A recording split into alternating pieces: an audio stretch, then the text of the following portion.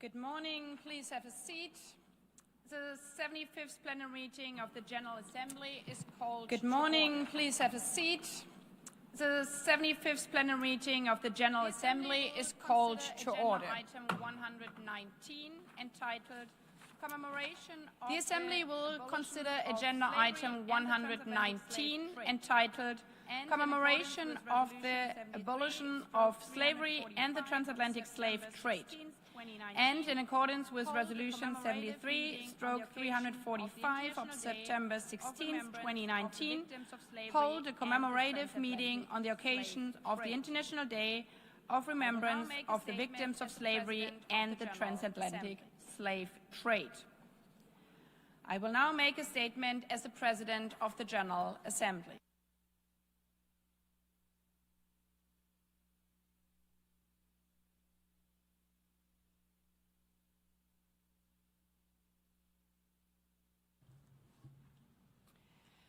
The closeness of the place, so crowded that each has the closeness of the place, so crowded that each has scarcely room to turn himself, almost suffocated us. I was soon put down under the decks. I became so sick and low that I was not able to eat. And I wished for the last friend, death, to relieve me. These passages were written by Olajuwon Ekwano in his 18th century memoir.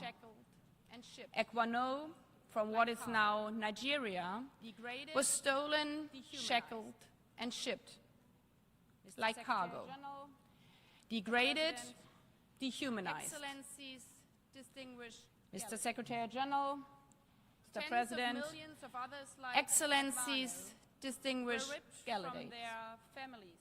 Tens of millions of others like Ekwano were ripped from their families, their countries and cultures, enslaved and sent to work in foreign lands, to cotton fields here in the United States, to sugar and coffee plantations in European-controlled colonies, in what is now Brazil, Barbados, Jamaica, and dozens more places.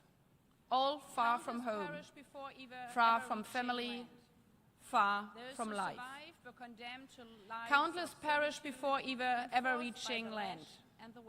Those who survived were condemned to lives of servitude and forced by the lash and the whip, denied their freedom, their dignity, even their names. This is not only tragic history. The slave trade and slavery stand among the gravest violations of human rights in human history, an affront to the very principles enshrined in the Charter of our United Nations and the Universal Declaration of Human Rights, themselves born in part from these injustices of the past. Indeed, the memory of these atrocities is immortalized here at the United Nations in the Ark of Return and is commemorated in this hall year after year. Because while slavery itself has been abolished, its consequences endure, continuing to shape lives to this day. For descendants, it is inherited, manifesting as poverty, as social discrimination, as underrepresentation in politics and business. And for countries of origin, many of whom have representatives here today, it was a hollowing out, the loss of entire generations who would otherwise have helped to sow the seeds of prosperity. It was, to put it in colder terms, mass resource extraction. Those of us whose predecessors did not have to live through these atrocities can never truly fathom how dire the conditions on those boats must have been, nor how hopeless and heartbroken the people.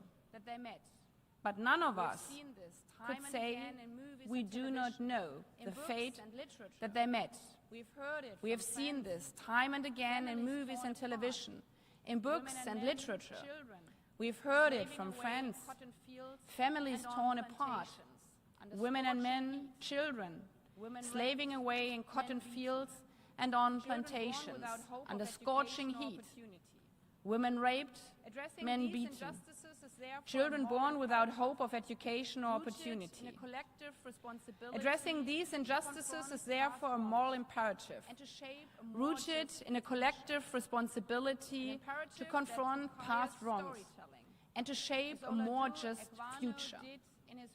An imperative that requires storytelling, as Olaudah Equiano did in his memoir, and as Ms. Esther Phillips and Ms. Shahada Jack will do for us today. An imperative that demands action to challenge long-entrenched discrimination, raise awareness and push for more just and inclusive society. And an imperative that calls for candid, even painful self-reflection and accountability. On this point, I welcome the debate, however challenging it may be, on today's resolution, as it demonstrates that the UN, that our UN, is not shying away from hard conversations or topics, but addressing moral dilemmas head-on. Excellencies, while systematic slavery and the slave trade may be confined to the past, its roots of discrimination live on, as do grave violations of human rights.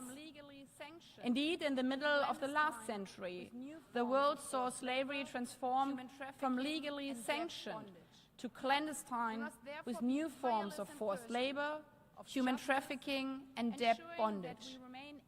We must therefore be tireless in pursuit of justice, ensuring that we remain active participants in the pursuit of dignity, accountability, and equality across generations. As Olaudah Equiano once said, "The duty I owe to my country will not suffer me to be silent." I thank you.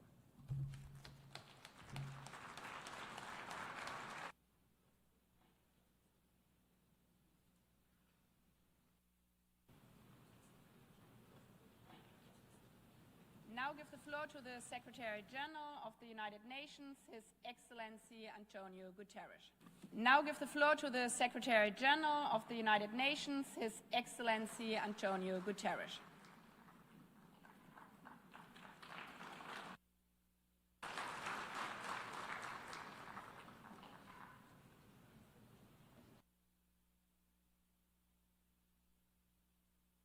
Madam President of the General Assembly, Excellencies, today we reflect on a deep betrayal of human dignity. Excellencies, today we reflect on a deep betrayal of human dignity. The abduction of millions of Africans, stolen from families and communities they would never see again.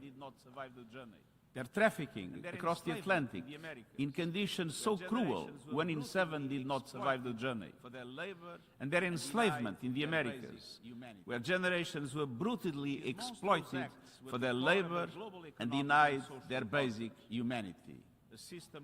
These monstrous acts were the core of a global economic and social order.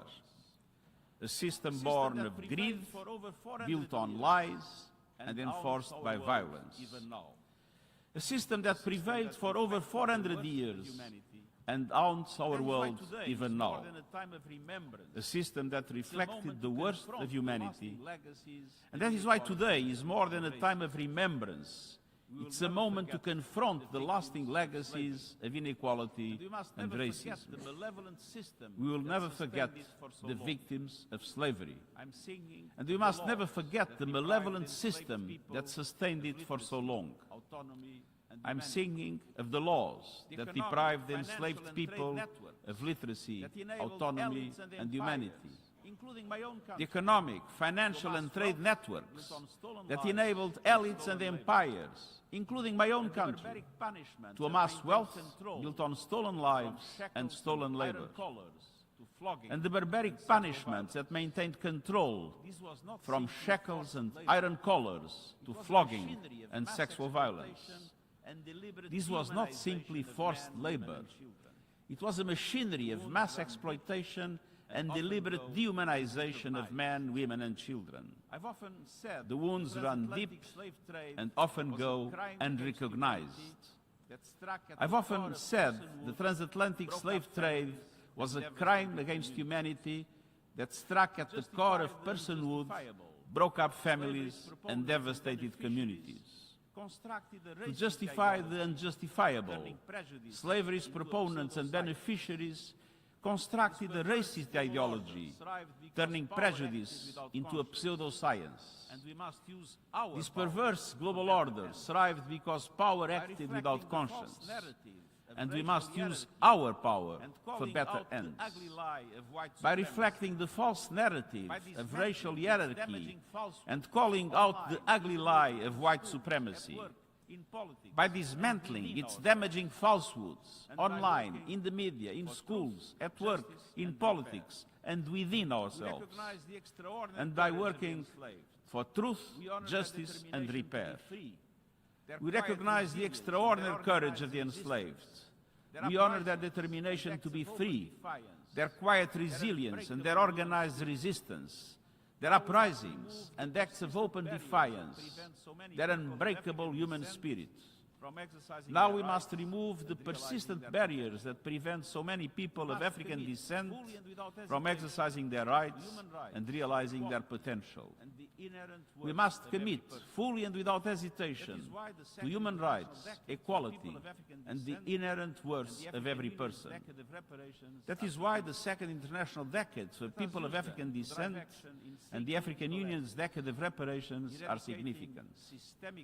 Let us use them to drive action in three critical areas: eradicating systemic racism, ensuring reparatory justice, and accelerating inclusive development with equal access to education, health, employment, housing, and a safe environment. I welcome the steps some countries are taking to apologize for their role in the evil of slavery and to join an honest dialogue about its lasting consequences. But far bolder actions and many more states are needed. And this includes commitments to respect countries' ownership of their own natural resources, and steps to ensure their equal participation and influence in the global financial architecture and the UN Security Council. I urge all member states to become state parties to the International Convention on the Elimination of All Forms of Racial Discrimination if they have not already done it. Excellences, Your Excellencies, we cannot continue to tolerate racial violence or bigotry. We cannot keep letting inequality and injustice be ignored. We must turn memory into progress and remembrance into responsibility. The world we seek, rooted in freedom, equality and justice, is within reach. Let us honor the victims of the transatlantic trade, not only with our words, but with our work. Let us build a future where all human beings live and thrive in dignity. I thank you. I thank the Secretary-General. I thank the Secretary-General. Before proceeding further, and as indicated in my letters dated March 5th and 16th, 2026, I would like to consult members on inviting the following speakers to address the Assembly at this meeting. Ms. Esther Phillips, First Poet Laureate of Barbados, and Ms. Shadada Jack, First Youth Poet Laureate of Toronto, Canada. May I take it that it is the wish of the Assembly, and without setting a precedent, to invite these speakers to deliver statements at this meeting? It is so decided. I would like to propose that the list of speakers for this item to be closed in view of the large number of delegations inscribed on the list. Unless I hear any objection, I will take it that the Assembly agrees to close the list of speakers. It is so decided. I now have the honor to give the floor to Ms. Esther Phillips, first Poet Laureate of Barbados.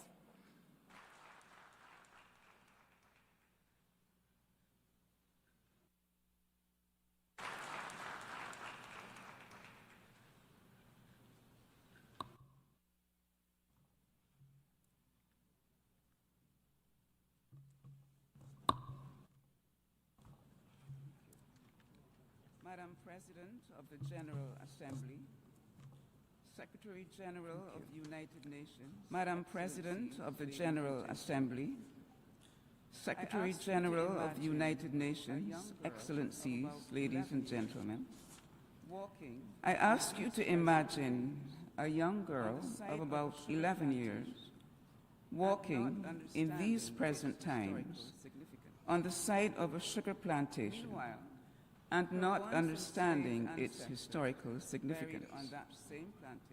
Meanwhile, her once enslaved ancestors, buried on that same plantation, are speaking among themselves as they observe her. In the following poem, my ancestors gifted me their silence. There are brief pauses. Listen as the ancestors are now speaking into those silences. Let her walk free, unhindered into the new world. She must let her walk free, unhindered into the new world. She must not see the crimson of the dawn and think of, let her see only purple flowers growing in the cut rock, and not hear the back breaking. She must remember only the smell of ripe plums and guavas rising from the gully, never the stink of bamboo trees. Let her gaze at the lacy leaves in the cluster of bamboo trees, and not see that the branches were cut, stripped, and used for. The thick pole with holes cut into the crossbars was where they was once the stain of. The dark spot left on the ground by jamon berries was once the stain of. She's walking west of the great house, next to what she knows only as the yard. She's walking west of the great house, next to what she knows only as the yard. We were barely her age when Massa summoned us to his quarters. We were not the same when we came back. The children born to us were never ours to love as we wanted. Better they'd never seen the morning light. Better they'd been buried along with their navel strings under this same earth. She's one the old wise woman saw. But this girl, when we gathered walking, late in the evenings, speaking she's one the old wise woman saw. No one could hear us. When we gathered late in the evenings, speaking over a pot of water, so no one could hear us. It was then the old woman whispered her vision that one day, one day, the girl child think it's only birds, crickets, grasshoppers. Let the girl child think it's only birds, crickets, grasshoppers. The wind is slipping through the cuscus that she hears. Never the sounds of our, oh my ancestors, so late for me to unwrap layer by layer this, oh my ancestors, so late for me to unwrap layer by layer this gift of your silence. But today I place my birth call over my eyes so I may see, and I weep for the bones I find here, the solitary cowrie shell, a broken comb, shreds of the Osnaburg that roughened your once smooth ebony skin, gave no ease to your torn flesh. I shed these tears for my oblivion, false buffer of empires that shrouded my hearing, veiled my sight, turned me, bastard child, away from my true mother. Like a hedge to protect me. Now I unwrap the love you forced into silence, like a hedge to protect me, until the time would come for safer passage. What can I give you in return in these late years? This late awakening, the rest of this, the pledge of my voice, my words, the rest of this walking. To express the feelings of an enslaved mother. My next poem attempts to express the feelings of an enslaved mother who knows that her child could be sold at any time. The name Odifo means survivor, although that survival may come sometime in the future. The title of the poem is Hard Love. Stanch the blood that comes with the birth of her son. She cannot stop her waters breaking. Stanch the blood that comes with the birth of her son, or the flow of milk from her breasts. She holds him in her arms and feels the spirits of his fathers hover near. He is Odifo, Odifo, that is his name. So he may not forget. She breathes the baby's name into his ear, into his spirit, so he may not forget. But even now she knows what cannot be. She must not fetter her son with tenderness. So as he grows, she flexes his feet and ankles to bear the weight of ball and chain, rubs her calloused hands down the soft skin of his back to ready him for whippings that will come. She lets the weight of her arms fall heavy on his neck as she hugs him. A yoke may be the collar he will wear. Some evenings she stands him near the cooking fire.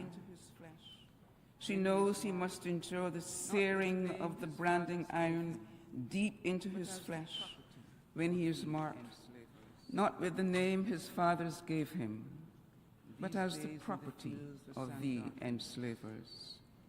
The white men have come like wild. These days in the fields the sun darkens.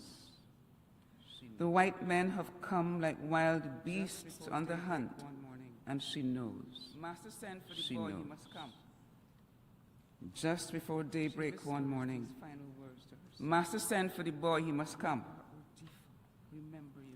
She whispers these final words to her son. You are Odifo. Remember your name. Odifo. My name is Odifo. There's fear in his eyes, but also something deeper. My name is Odifo, he whispers back. He will not see 13 years old, and he's gone. He will not see how the bitter-tasting vine she's used to bind her too full heart unravels, nor her red-rimmed eyes when all that she's held in breaks loose. There remains a terrible breach. Excellencies, a gaping wound, ladies and gentlemen, there remains a terrible breach, a gaping wound in the tapestry of humanity, indeed of the world. One of the worst. The name of that wound is the Transatlantic Slave Trade. One of the worst atrocities inflicted by one group of human beings on another, and whose legacy remains to this day. The quest of Prime Minister Mir Motley and others like myself is the repairing, the reparation of that breach, perpetuated by racism and other forms of discrimination. Somewhere on the western shores, according to legend, there may be some truth in this, somewhere on the western shores of Africa, on the nights of the full moon, the elders light fires, hoping to light the way for the lost children of Africa to find their way back home. Your very name implies. Members of the United Nations General Assembly, your very name implies commitment through your peace initiatives and humanitarian policies to igniting the fires of conscience, empathy, unity, and equity, so that home for all races and ethnicities is a place of belonging, of dignity, and no people are made to feel as if they are unwelcome strangers on this earth. There are spirits of the victims of slavery present in this room at this moment. And they are listening for one word only: justice. Because for them and for the world, there can be no peace without justice, reparatory justice. And that call is answered only when words are turned into action. Question is, what will you do? Thank you.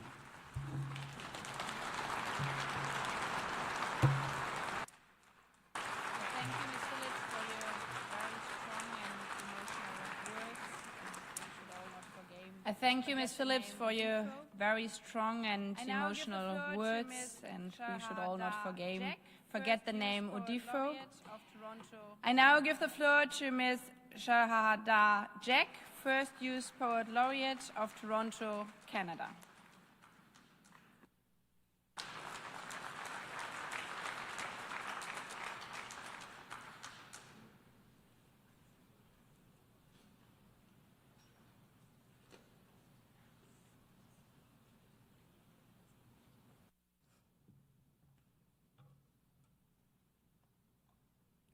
Madam President of the General Assembly, Secretary-General, Excellencies, friends. Madam President of the General Assembly, Secretary-General, Excellencies, I would like to begin by expressing my deep gratitude and guests to President Annalena Baerbock, and good morning. I would like to begin by expressing my deep gratitude to President Annalena Baerbock for the invitation, and to everyone gathered here today in remembrance, reflection, and responsibility. We are here to honor the lives of those who were taken, those who endured, and those whose stories were never given the chance to be told. The transatlantic slave trade is not just history. It is a living legacy that continues to shape our world, our systems, and our understanding of justice and humanity. My name is Shahada Jack, and as Toronto, Canada's first Youth Poet Laureate, I stand here carrying both memory and possibility. Poetry is a way of reclaiming voice, of speaking back to silence, of honoring truth, and of imagining freedom beyond what was denied. And spoken word is considered the closest and most foundational art form to African ancestral storytelling. So today, the poem I am sharing is titled Reclaiming Our Pen.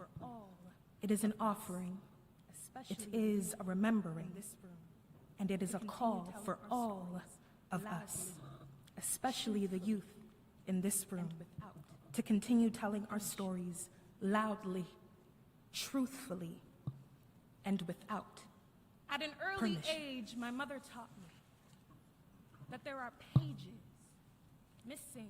At an early age, my mother taught me that there are pages missing from world history. And they sound like our names, like the names of my grandmother and the women who came before me, women who were the descendants of African slaves, and somehow my blood already knew this to be true. The World Archives call this a trade, but my body remembers this as theft. My DNA remembers it as captivity and brutality. My DNA remembers its 2 million ancestors who died at sea. It remembers that before the ships and chains that we were whole, that our dignity was not something that we had to earn. but as something that we already carry. It remembers our liberty, not as a colonial gift, but as our innate birthright. See, my ancestors crossed oceans already free. For centuries, slavery was merely an interruption, not our origin story. For centuries, we existed as kings and queens before our being was deemed property. Now, museums profit off of our dynasties. Stolen heirlooms become historical artifacts. Our humanity, now documented as mythology. Or the sea, history did not forget us, from our grip, or the spelling of our names. It simply stole the pen from our grip and edited us out, rewrote our realities and buried us in the margins. But they seemingly forgot that we were seeds. And no matter how many generations of oppressors tried to block the sunlight, our resilience relentlessly bloomed. We labored as resistance, used sacrifice as our weapon, and protested as promise. See what the world calls survival, my ancestors called remembering who they were. There were nations that required no permission. Before displacement, there were nations that required no permission. Permission to choose who they loved, or the garments that they wore, or the language that they spoke. Emancipation was not the merciful start to freedom, but the delayed recognition of a freedom that already existed. So on this day, remembrance becomes an act of reparation, a vow to tell the story, not as it was justified, but as it was lived. And so is the responsibility Our history is global history. And so is the responsibility to remember and document it truthfully. And ask yourself, fully. How do you hope to be remembered? So look inward in this world and ask yourself, how do you hope to be remembered what will be your legacy in this world's in the fight history for justice books? and equality? What will be your legacy The history of in slavery the fight for remains justice as a plague on our and society. equality? Many of the injustices we The fight history today of are slavery symptoms remains of its as a atrocities. plague on our But society. it is not the burden of Many of the African injustices we fight today are We will no symptoms longer of be its victims, atrocities. and our dignity But it will is no not the longer burden of be African questioned. descendants to carry. We are not products. We will no longer be victims, and our dignity will no longer be Resilience will questioned. echoed in the We are remembrance not of our product. descendants' plight. We are prodigy. Shared Our resilience will be echoed in the remembrance of our ascendants' plight, will not our be shared legacy. Hope will continue to be See, inherited history by lineages to come.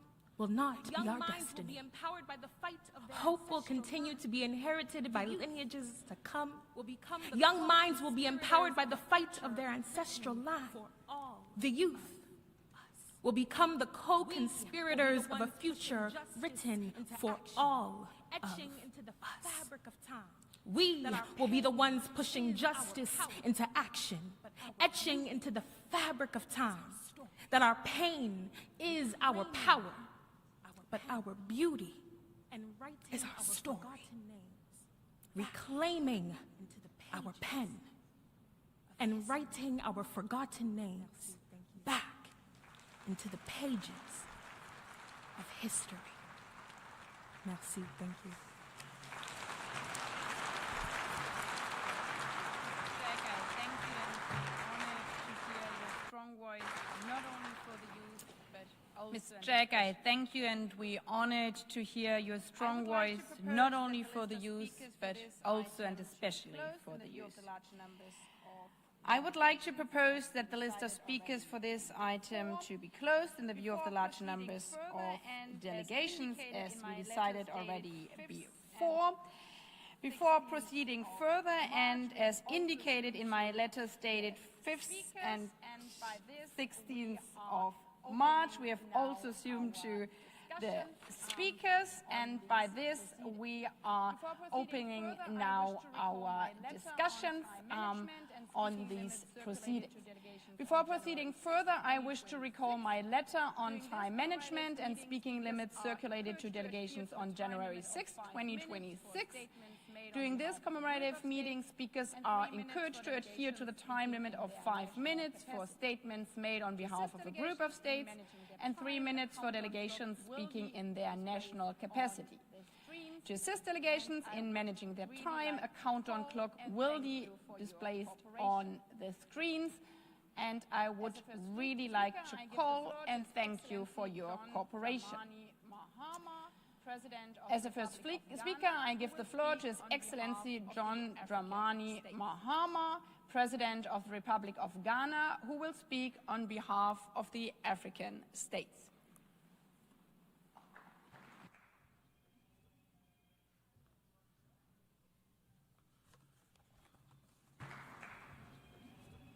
Thank you very much, Madam President. Your Excellency, Secretary-General of the UN. Thank you very much, Madam President. Permanent Representative. Your Excellency, Secretary-General of the UN. Excellencies, permanent representatives, distinguished delegates, ladies and gentlemen.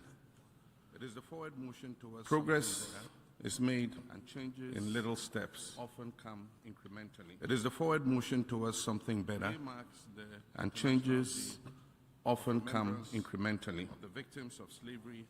Today marks the International Day of Remembrance of the victims of slavery and the Transatlantic Slave Trade. It is a day on which we honor the memory of the approximately 13 million African men, women, and children who were enslaved over the course of several centuries. We remember them through articles, books, music, oral histories, visits to museums, through broadcast programs, and books, such as the music, visits to museums, monuments, and memorials such as the Ark of Return, located right here at the Visitors Plaza of the United Nations headquarters. We document and educate. Through these activities, we do more than remember. We document and educate. We gain greater perspective. We find the delicate balance of learning from history so that we do not repeat it while leaving our pain behind. In doing so, we begin to heal individually within our immediate communities and also within the global community.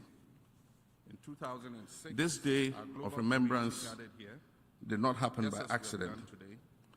In 2006, our global community gathered here, just as we have done today, and resolved to designate the 25th of March of the following year a day of remembrance.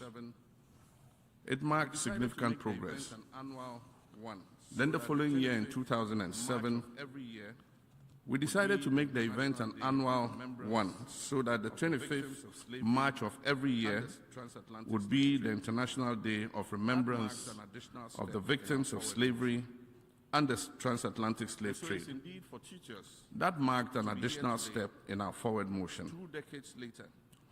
And so it's indeed for teachers to be here today, 2 decades later, addressing the General Assembly on behalf of the African Group regarding the draft resolution entitled Declaration of the Trafficking of Enslaved Africans and Racialized Chattel Enslavement of Africans as the gravest crime against humanity.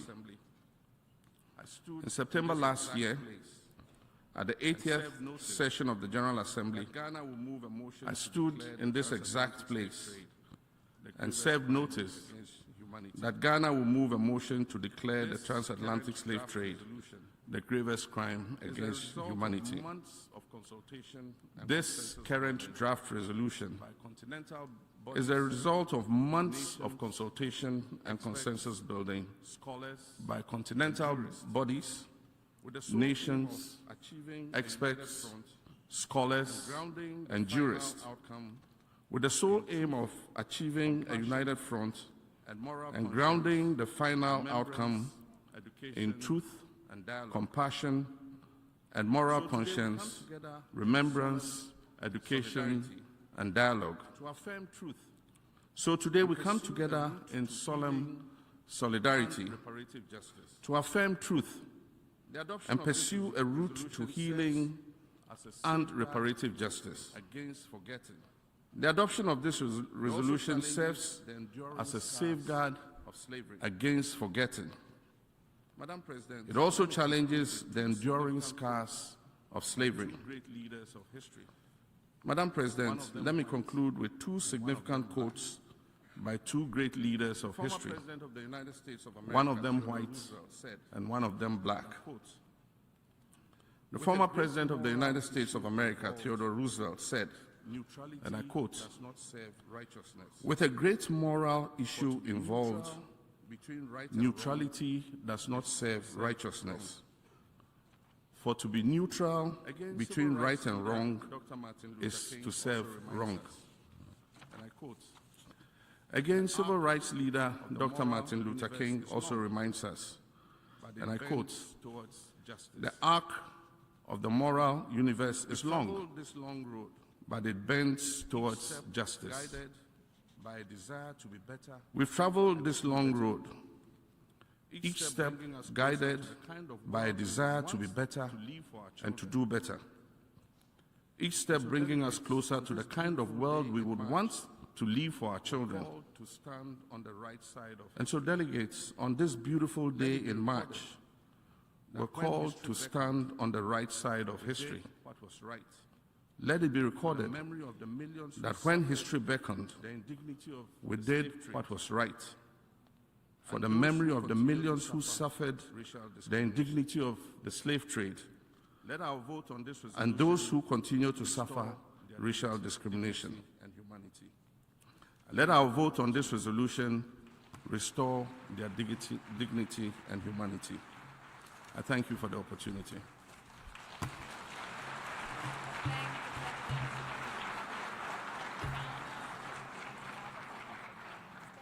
I thank the President of the Republic of Ghana on behalf of the African states.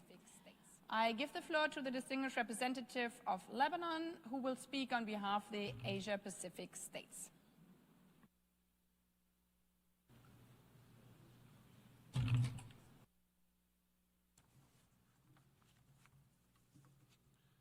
Madam President, Excellencies, I have the honor to deliver the statement on behalf of the Asia-Pacific Group. Madam President, Excellencies, I have the honor to deliver the statement on behalf of the Asia-Pacific Group. As we mark today the International Day of Remembrance of the victims of slavery and the Transatlantic Slave Trade. As we commemorate this annual United Nations International Observance since 2007, we honor today the memory of the millions of women, men and children who suffered, perished, and endured unimaginable hardship as a result of one of the darkest chapters in human history. Madam President, the transatlantic slave trade was not only a grave injustice that deprived countless individuals of their freedom, dignity, and humanity, but it also left enduring legacies of inequality, racism, and discrimination that continue to affect societies across the world. Remembering this history is essential, not only to pay tribute to the victims and the resilience of their descendants, but also to confront the lasting consequences of this tragedy with honesty and determination. This day reminds us of our shared responsibility to preserve the truth of history, to promote education and awareness, and to stand firmly against racism, racial discrimination, xenophobia, and related intolerance in all their forms. Madam President, the fight against slavery is not only a legal or political obligation. It is a moral imperative. As we pay tribute to the memory of those who suffered from slavery and the transatlantic slave trade, Let us reaffirm our collective commitment to justice, human dignity, equality, and the protection of human rights for all. Only through remembrance, reflection, and action can we ensure that such atrocities are never repeated, and that the future generations inherit a world grounded in respect, inclusion, and shared humanity. By working together with determination and solidarity, we can bring an end to this injustice and ensure a future where every individual lives in freedom and dignity. I thank you, Madam President. I thank the distinguished representative of Lebanon. I thank the distinguished representative of Lebanon, speaking on behalf of the Asia-Pacific states. I give the floor to the distinguished representative of Cuba, who will speak on behalf of the Latin American and Caribbean states. Señora Presidenta, Excelencias, distinguidos delegados y amigos. Tengo el honor de Madam President, Your Excellencies, distinguished delegates, friends, I have the honor to deliver this statement on behalf of the group of Latin American and Caribbean states, GRULAC. We express our deepest appreciation to the President of the General Assembly, Her Excellency Annalena Baerbock, for convening this commemorative plenary meeting, as well as to the Secretary-General, His Excellency Antonio Guterres, for his remarks. Today is a day not only to remember, but also to reinforce the value of protecting the international community from the wrongs of the past. We would also like to thank Ms. Esther Phillips and Ms. Shahada Jack for participating in this meeting and for sharing their valuable insights. Madam President, we begin by paying our respects to all those African women, men, young persons and children who were brutally and forcibly separated from their loved ones and suffered the horrors of slavery and the Transatlantic Slave Trade, one of the saddest chapters in human history. Today we also honor the indigenous peoples who have suffered and lost their lives as a consequence of the slave trade. The legacy of colonialism in Latin America and the Caribbean, resulting in deeply embedded and continuing structures of racism and discrimination, must not be forgotten or ignored. By remembering the past, we can contribute to a better understanding of this period in history and fight against its legacies, including racism and prejudice. We must also take action to dismantle racism and racial discrimination, including systemic racism, which continue to have an adverse impact on the lives of people of African descent around the world. Madam President, convened today under the theme Justice in Action, Confronting History, Advancing Dignity, Empowering Futures, we emphasize the need to progress from remembrance to action, from sympathy to commitment. The international community must take progressive steps towards achieving the 2030 Agenda for Sustainable Development and implementing the Durban Declaration and Programme of Action, which acknowledges that slavery and the slave trade are a crime against humanity and should have always been so.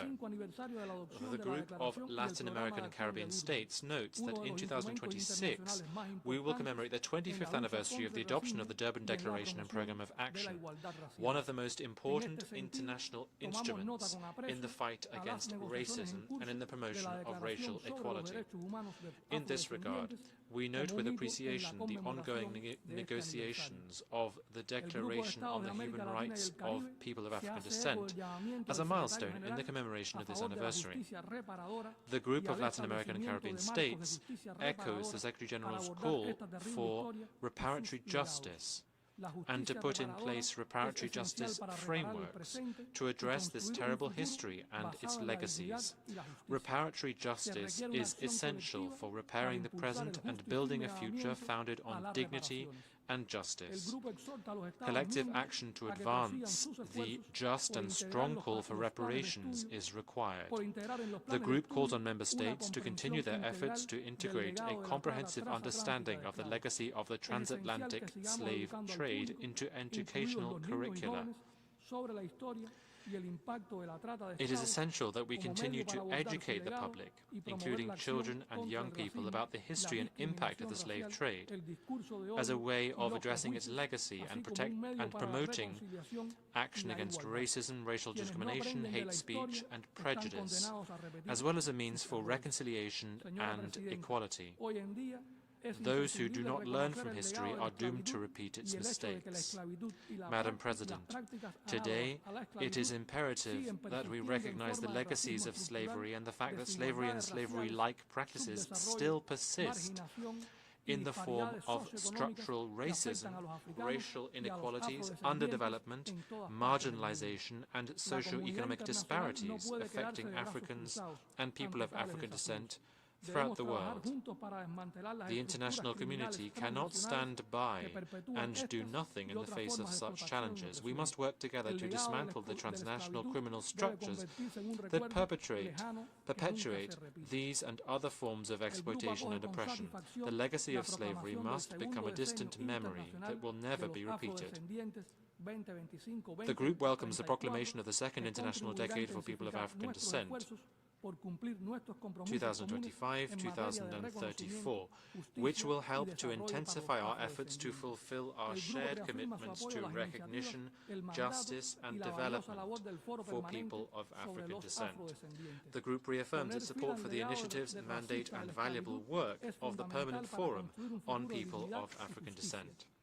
Queda mucho Ending por hacer para slavery's lograr la plena legacy igualdad of de todas las racism is personas critical for en building nuestra a región future of y en todo dignity el and mundo. justice. Debemos seguir trabajando Much juntos remains to be para done dar to pasos achieve the full progresivos equality of hacia la every lucha contra la individual in our region discriminación and racial, throughout el the racismo world. y el odio, We must al continue to tiempo work que together movilizamos to la take voluntad progressive política steps y los towards recursos. addressing racial Sigamos discrimination, trabajando por un mundo racism, que no and deje hate a nadie atrás. while Muchas gracias, mobilizing señora political Presidenta. will and resources. Let us continue to work towards a world that leaves no one behind. Thank you very much.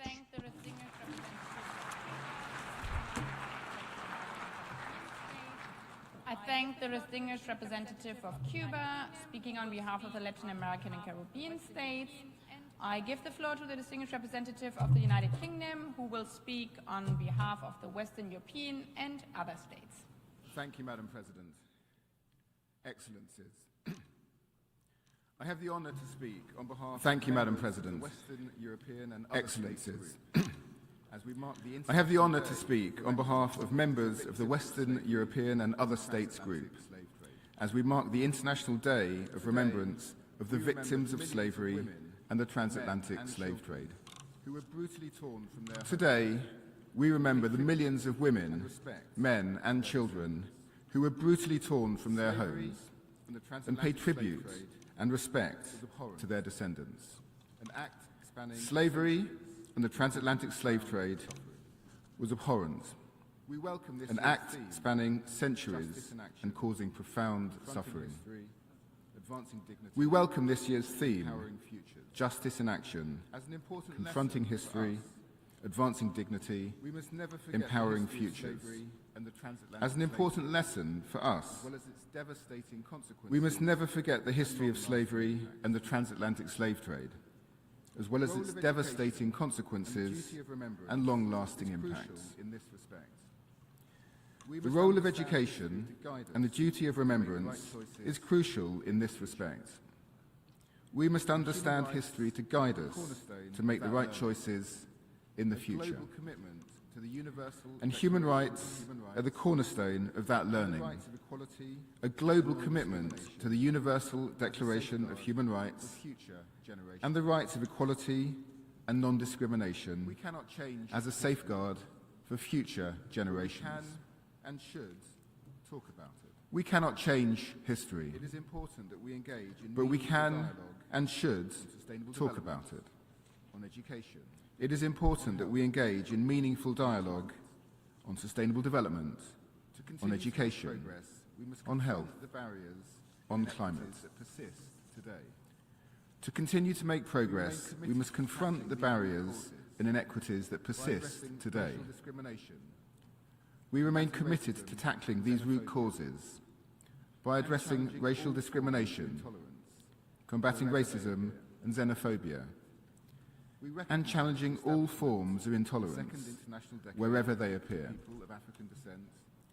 We recognise the establishment of a second international decade for people of African descent and the important work of the Permanent Forum in promoting and protecting human rights. We reaffirm our commitment to fully implement the International Convention on the Elimination of all forms of racial discrimination and related forms of exploitation.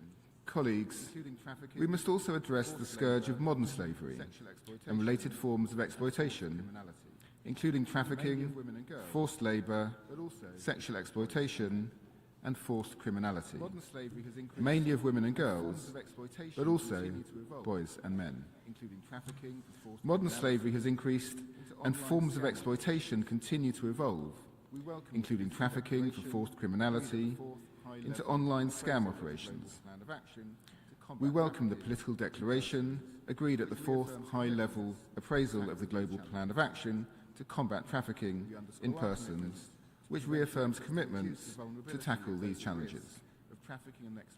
We underscore our commitment to prevention efforts to reduce the vulnerability of those at risk of trafficking and exploitation, and to ensure that victims and survivors are provided with the support they need to begin rebuilding their lives. We can choose how it guides us and strengthens. Madam President, while we cannot rewrite the past, we can choose how it guides us and strengthens our resolve to build a more just and inclusive future. Acknowledging the harm endured is a step toward healing and a commitment to ensuring such injustices are neither forgotten nor repeated. I thank you. Representative of the United Kingdom. I thank the distinguished representative of the United Kingdom speaking on behalf of the Western European and other states. I would like to inform the Assembly, as I said before, that we have received requests from additional member states to speak in this commemorative meeting, yet the speaking list has been closed. As the next speaker, I give the floor to His Excellency Khalilur Rahman, Minister for Foreign Affairs of Bangladesh.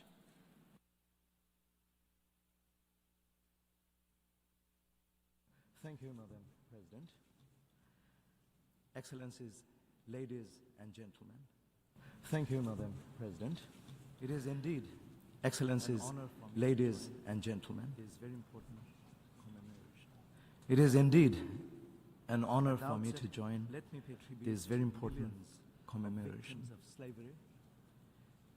At the outset, let me pay tribute to the millions of victims of slavery and the transatlantic slave trade, which remains a permanent scar on humanity, our common consciousness, and a stark reminder of moral degradation beyond comprehension.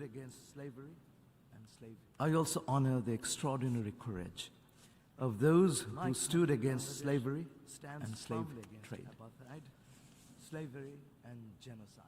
My country, Bangladesh, stands firmly against apartheid, slavery, and genocide. Our constitution rejects imperialism, colonialism, racism, and oppression. We firmly believe that no human being should ever again face the appalling tragedy of slave trade. Excellencies, this year we are observing the centenary of the 1926 Slavery Convention, and we are almost 80 years into the adoption of the Universal Declaration of Human Rights that prohibited slavery and the slave trade. Yet, we must acknowledge that the ideologies of slavery did not end with its abolition. They still persist today in social hierarchies, economic structures, and political systems. We continue to witness modern-day slavery in many forms and manifestations. Madam President, acknowledging the historical truth about the transatlantic slave trade and its lasting impacts is essential, but not enough. As we strive to realize the 2030 agenda, We must renew our resolve to combat human trafficking. We must take coordinated actions on digital forensics, and we must invest in education and dialogue to build awareness of human and civilizational costs of slavery and slave trade. Madam President, on this solemn day, let us reaffirm our commitment to building a world where slavery and oppression will have no place. I thank you all. I thank the distinguished representative. I thank the distinguished representative and Minister for Foreign Affairs of Bangladesh. I now give the floor to the next speaker, Trinidad and Tobago, on behalf of the Caribbean community. I have the honor to deliver this statement on behalf of the 14 member states of the Caribbean community, CARICOM. I have the honor to deliver this statement on behalf of the 14 member states of the Caribbean community, CARICOM. We express and thank you as President, and also thank the high-level speakers for their contributions this morning, and further take this opportunity to recognize Ms. Esther Phillips, first Poet Laureate of Barbados, a daughter of our own region. We acknowledge the presence of His Excellency John Dramani Mahama, President of the Republic of Ghana, and we commend the Ghanaian delegation for the General Assembly initiative, which it has led on behalf of the African Union on the trafficking of enslaved Africans and racialized chattel enslavement of Africans.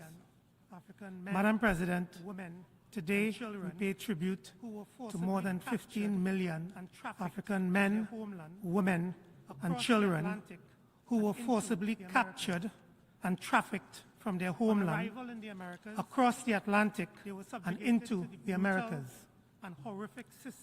On arrival in the Americas, they were subjugated to the brutal and horrific system of chattel enslavement by plantation owners and stripped of their dignity and rights for over 400 years.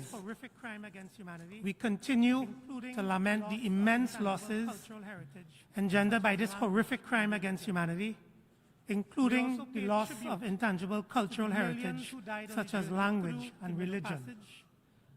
We also pay tribute to the millions who died on the journey through the Middle Passage as a result of the unspeakable conditions to which they were subjected, and to those who chose death over a life of bondage.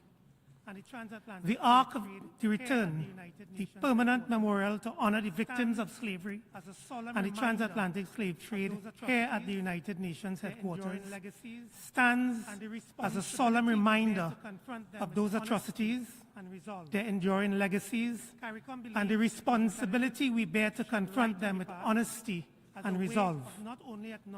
CARICOM believes it is imperative to shed light on the past as a way of not only acknowledging history and truth, but also confronting it and understanding its continuing implications, though many decades have passed. We therefore remain strong advocates for comprehensive education and awareness to improve knowledge and understanding of the transatlantic slave trade. Madam President, we use this occasion to also pay homage to our forebearers who resisted oppression and fought for their freedom and rights. Their victory over their colonial oppressors paved the way for the exercise of the right to self-determination and for us to develop our free societies and our people. Their uprisings, revolutions, and resistance movements changed the course of history, championing, in the face of oppression, their conviction that human rights and dignity belong not to a select few, but to all. The transatlantic slave trade constituted a crime against humanity and has left behind deep and persistent wounds in our societies. A significant number of citizens of CARICOM member states are people of African descent. Today, the legacies of this brutal era continue to manifest in our lives and societies, contributing to factors that drive high national debt, persistent poverty, psychological and generational trauma, health challenges, and certain social ills.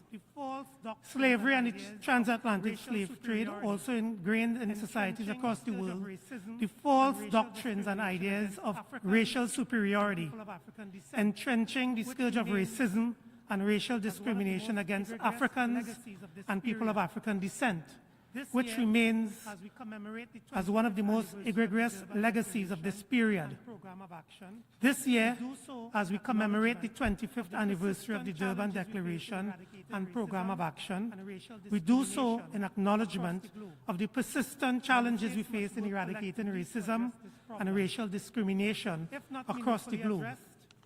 Member States must work collectively to address this problem. If not meaningfully addressed, the legacies of the transatlantic slave trade will continue to hinder the progress of people of African descent across the world. We have a responsibility to ensure that people of African descent are not left behind. CARICOM calls for the repatriated justice is firmly grounded in the region's 10-point plan of reparatory justice, which elaborates a pathway to securing justice for victims of crimes against humanity, the atrocities and exploitation of colonialism, and the enduring legacies thereof. CARICOM also welcomes the convening of the 5th session of the Permanent Forum of People of African Descent to be held in Geneva in the coming month, and we encourage the active participation of Member States.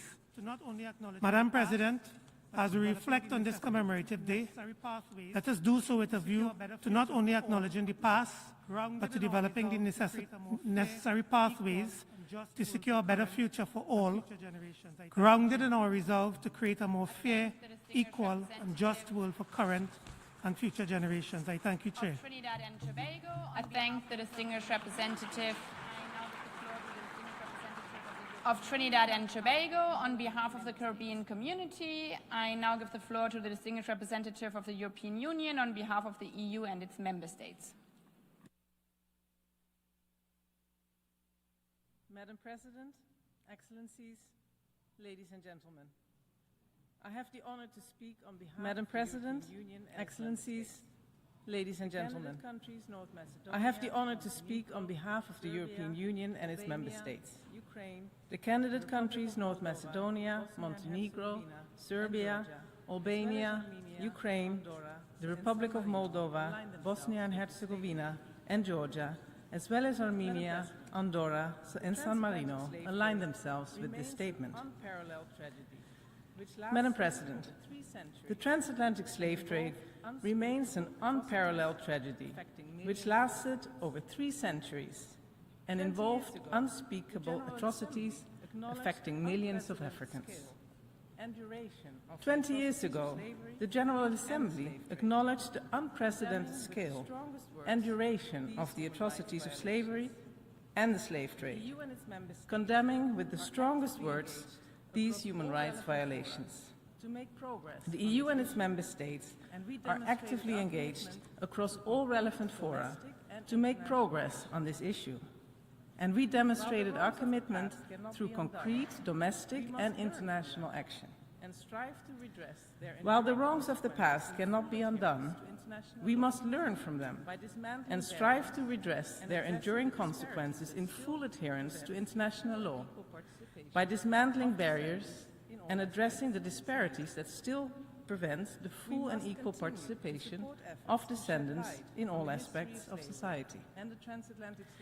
We must continue to support efforts to shed light on the history of slavery and the transatlantic slave trade, as well as their causes, devastating consequences, and long-lasting impacts. We also acknowledge that more must be done to take into account the consequences of the transatlantic slave trade.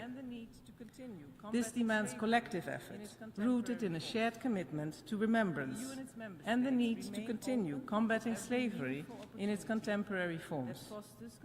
The EU and its member states remain open to every meaningful opportunity that fosters consensus and unity on this important matter. Still today, despite universal prohibition, slavery and slavery-like practices in the form of trafficking of persons for criminal or political purposes and other forms of modern slavery persist and constitute flagrant and daily violations of human rights. The EU is firmly committed to eradicating these abhorrent practices and actively works to eradicate slavery in all its forms, through both legal frameworks and policies. The EU's Charter of Fundamental Rights enshrines the right to human dignity with the prohibition of slavery, forced labor, and trafficking in human beings. The EU regulation on prohibiting products made with forced labor reinforces this stance, enabling us to remove such goods from our single market, whether they are produced domestically or imported. Additionally, we actively support the International Labour Organization's fundamental conventions on forced labor, which are integrated into many of our trade instruments. In parallel, the European Union supports the international fight against racism and racial discrimination in all their forms, and is committed to the full implementation of the International Convention on the Elimination of All Forms of Racial Discrimination. We will continue implementing global initiatives such as the Durban Declaration and Programme of Action, which marks its 25th anniversary this year. And just last week, like every year, the EU convened an anti-racism conference that brought together policymakers, civil society and independent equality bodies to exchange best practices. Madam President, the European Union and its member states reaffirm their commitment to eliminating all forms of modern slavery and building a just and equal society for all, where dignity and human rights are respected and protected. I thank you. I thank the distinguished representative of the European Union on behalf of the EU and its member states. I now give the floor to the distinguished representative of Burkina Faso on behalf of the Confederation of States Sahel.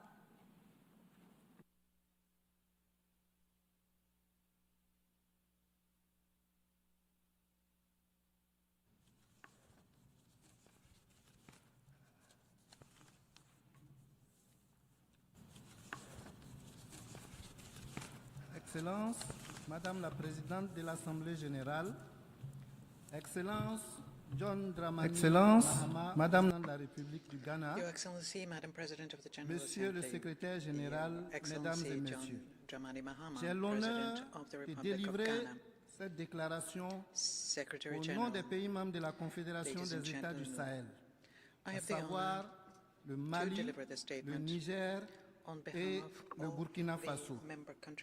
En prenant la parole en ce jour de commémoration de l'abolition de l'esclavage et du commerce transatlantique des esclaves, les pays membres de la Confédération voudraient s'incliner avec devant la mémoire the member countries of the Confederation injustement bow with respect before the memory of all of the innocent people who suffered unjustly from these abhorrent acts.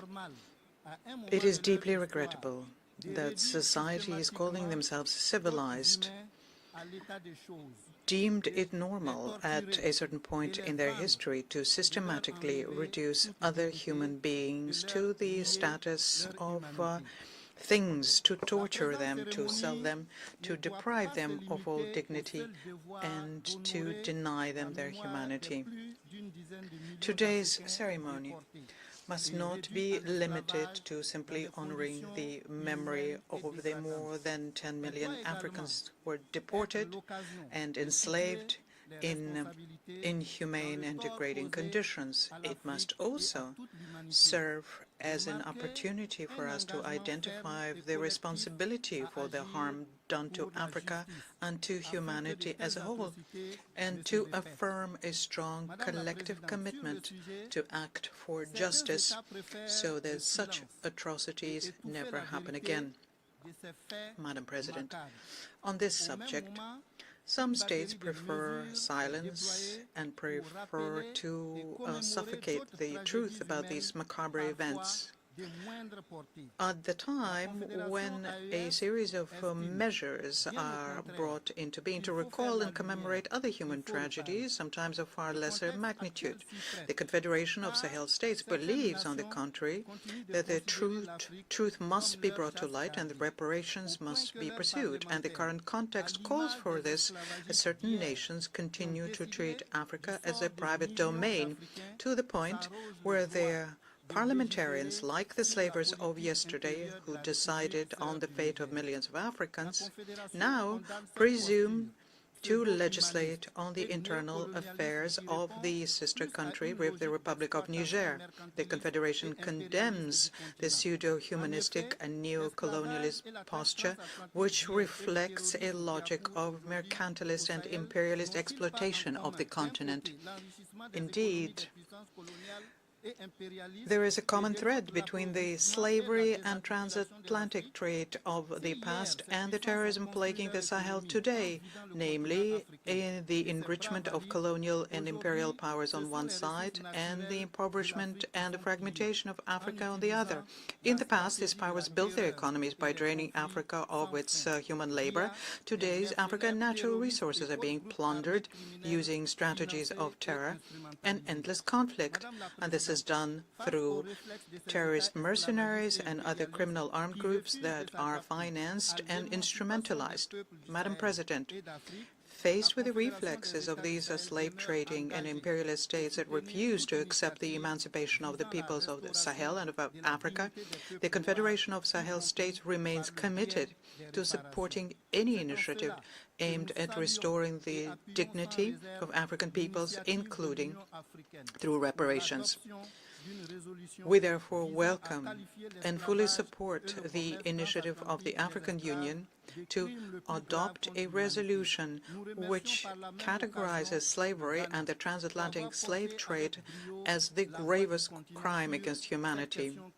We also take this opportunity to thank Ghana for so eloquently voicing the continent's position on this question, and we express our deep gratitude to His Excellency John Dramani Mahama, President of Ghana. I thank you.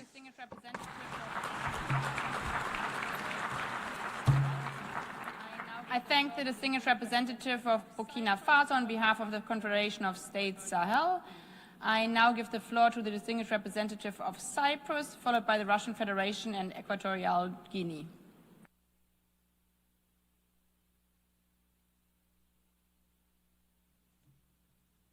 Thank you, Madam President, Excellencies, ladies and gentlemen.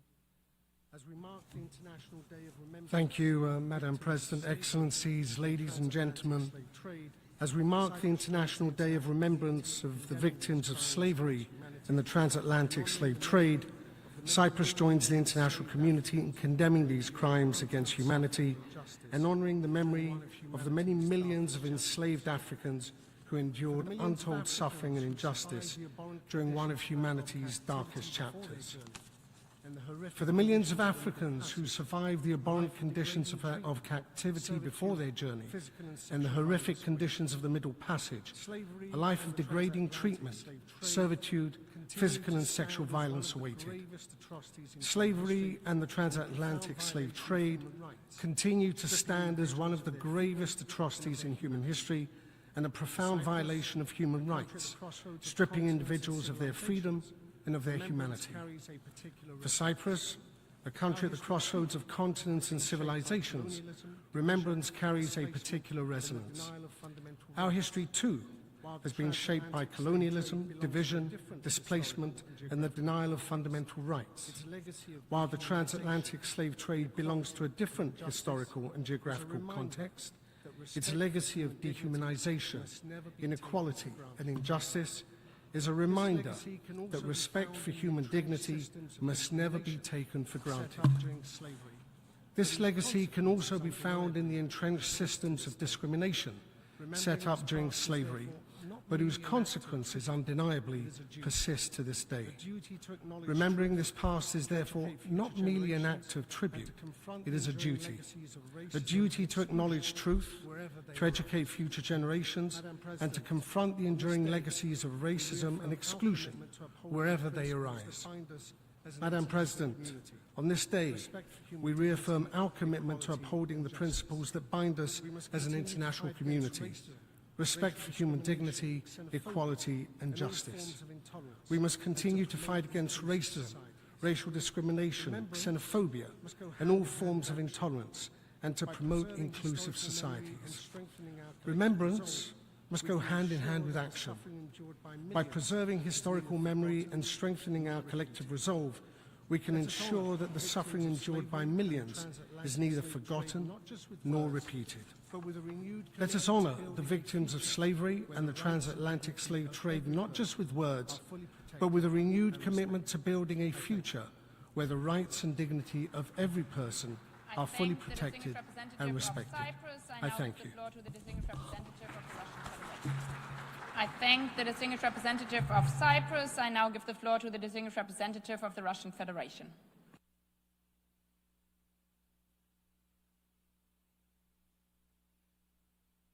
Госпожа председатель, ООН была учреждена более 80 лет назад с тем, чтобы положить конец истории расового превосходства. Madam President, the UN was established more than 80 years ago, and the purpose was to end the legitimacy of the racial supremacy theory and to confirm faith in the worth and dignity of a human being, in the developing of friendly relations between nations on the basis of the principle of equality and self-determination. We should not forget that during the horrible era of colonialism, what was the norm was a merciless exploitation of people from Africa, treating them as chattel. It is notable that it was the colonial policy and practice which expressed itself in slave trade, apartheid, and other forms of racism, was the source and feeding ground for Nazism, which launched the most horrid world war in the history of humankind. The scope of slave trade, including the transatlantic slave trade, were so huge that it's very difficult to take them in and assess. The same applies to the burden which the era of colonial conquest placed on the development of the African continent. It was in Africa that the first genocides of the 20th century took place. Nonetheless, the subjugators to date have not apologized to these people who suffered, much less pay their material compensation for inflicting intergenerational trauma. Russia played a key role in adopting in 1960 at the UN of the Declaration on Granting Independence to Colonial Countries and Peoples, and extended every assistance to the Africans in their struggle of national liberation, creating their statehood and economy, ensuring their defense, preparing their national specialists. We laud the way they broke colonialism, and we pay a great deal of attention to repertory policy of the continent, and we intend to work together with our African friends on this, including through the Russia-Africa Partnership Forum. The issues of eradicating colonialism and neocolonialism were at the core of the discussions that took place during the second Russia-Africa Ministerial Conference in Cairo in December last. Madam President, the only opportunity for us to avoid repeating the tragedies of the past is if we keep the memory of the historic truth, and that is why efforts to fight the falsification of history is one of the key areas of Russian foreign policy. In this regard, we would like our support to the draft resolution submitted by Ghana on behalf of the African group on the declaration on the transatlantic trade and racialized slave trade as a gravest crime against humanity.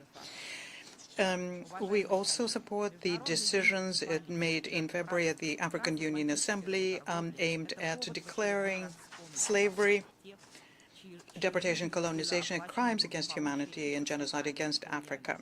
Colleagues, the International Day of Remembrance of the Victims of Slavery and the Transatlantic Slave Trade is an opportunity for us to remember the fate of those who paid with their lives for the well-being and prosperity of colonial states. But our common efforts for historic justice should not boil down to just one date commemoration. They should be conducted permanently.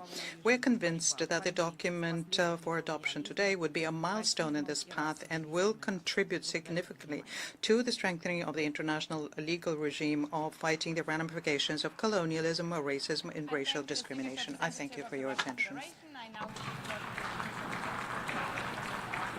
I thank the distinguished representative of the Russian Federation. I now give the floor to the distinguished representative of Equatorial Guinea.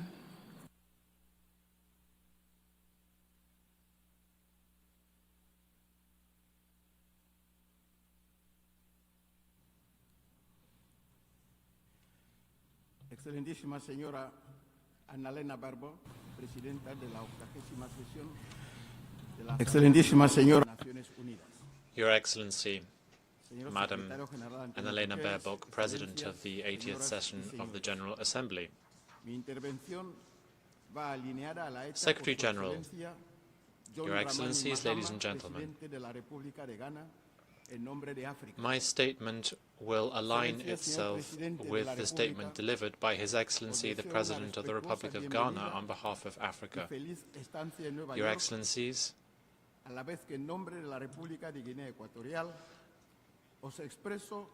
President of Ghana, we would like to welcome you to New York and thank you for your statement on behalf of Equatorial Guinea. We would like to express to you our recognition for being here with us today at the General Assembly as we commemorate this important event, the commemoration of the International Day of Victims of Slavery and the Transatlantic Slave Trade. President, your presence here shows how important this event is for Africa, and it bears witness to the tireless efforts that Your Excellency has been making to ensure that the international community and this General Assembly can finally acknowledge this issue and adopt a declaration on the matter of slavery and the transatlantic slave trade, and say that it is the most serious crime against humanity. Indeed, President, according to UNESCO, between 15 and 20 million Africans were kidnapped and transported against their will from Africa towards North, Central and South America for some 400 years. Many died during their voyage. This widespread deportation effort and the subsequent effects has been considered to be one of the most heinous violations of human rights in the history of humanity. In adopting this declaration and through the relevant resolution, it will now be considered to be the most serious crime against humanity. The effects of this horrendous crime can still be seen in Africa, and the legacy of this continues to have repercussions today in the lives of persons of African descent around the world. Madam President, recognizing the past and building a future of dignity and justice, the theme for this commemoration should lead us to take stock and to think about the sad, shameful legacy that was inflicted upon Africans. Those humans who were subjected to these crimes had little choice. Their only desire was not to die. On this day of commemoration, the Republic of Equatorial Guinea pays tribute to the some 5 million black women and men who were lost in the context of slavery. We pay tribute to all of those valiant fighters from many countries, Jamaica, Haiti, Peru, and the entire diaspora who were affected by these heinous crimes. Madam President, I would like to pay tribute to all of those who were able to build a memorial to honor the memory of those who perished in the context of the transatlantic slave trade, to honor all of those who paid with their lives. The President of Equatorial Guinea has also made a significant contribution to these memorial efforts. I conclude this statement, Madam President, by saying that we are all part of one family, one large family, which is the family of humanity. Within this family, there can be no place for discriminatory treatment against anyone. This year, as we mark the 100th year of the abolition of slavery at the League of Nations in 1926, we all need to honor the memory of those who perished, and we need to say that we must work together and say clearly, never again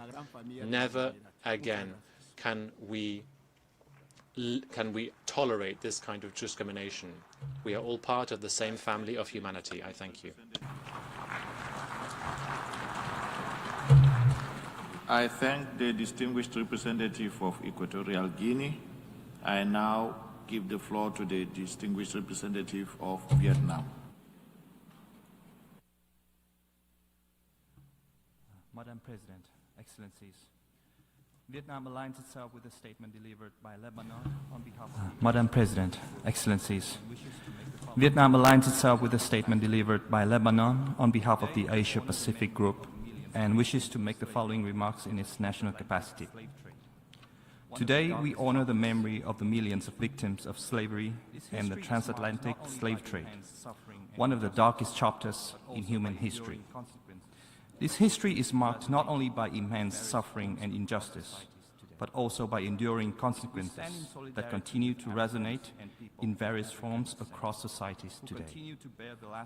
We stand in solidarity with Africans and people of African descent who continue to bear the lasting impacts of this tragic legacy.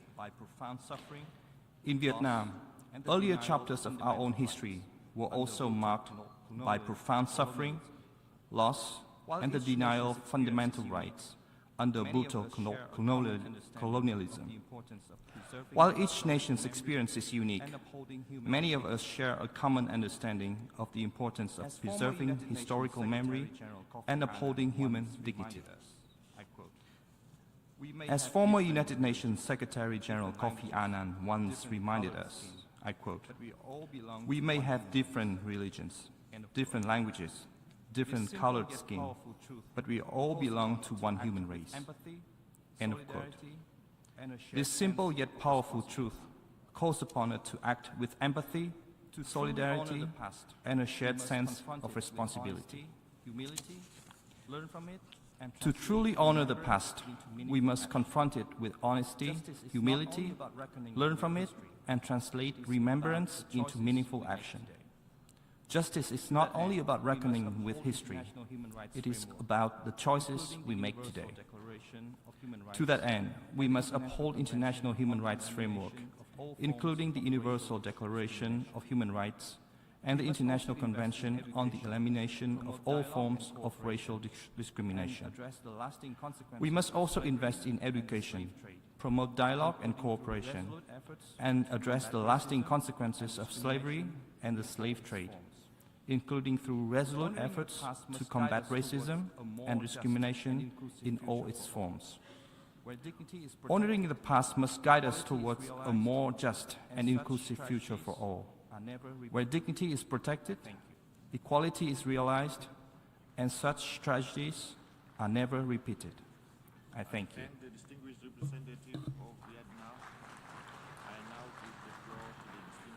I thank the distinguished representative of Vietnam.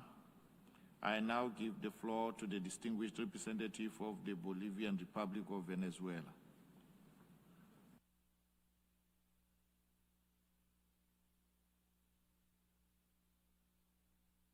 Gracias, señor presidente.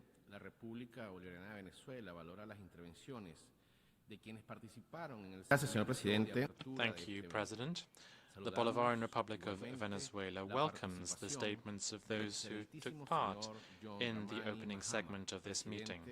We also welcome the participation of His Excellency John Dramani Mahama, President of the Republic of Ghana, at this meeting. We would also like to pay tribute to the memory of all of the victims of slavery and the transatlantic slave trade, including their descendants. Today we need to recognize the suffering of the millions of people who were forcibly removed from their lands and taken away from their families and subjected to inhumane treatment. We also need to acknowledge, in this context, the resistance, dignity, and the struggle of those in the midst of such barbarism who defended their humanity and handed down an example of strength and resilience. The commemoration of this International Day also reminds us that racism, racial discrimination, xenophobia, and related forms of intolerance are not relics of the past, which have not been fully overcome today. President, for our country, remembering this historic crime is not just an exercise of memory. It is first and foremost a moral and political duty. Nationally, Venezuela has promoted initiatives such as the establishment of a presidential commission for historic truth, justice, and reparation on the issue of colonial domination and its consequences.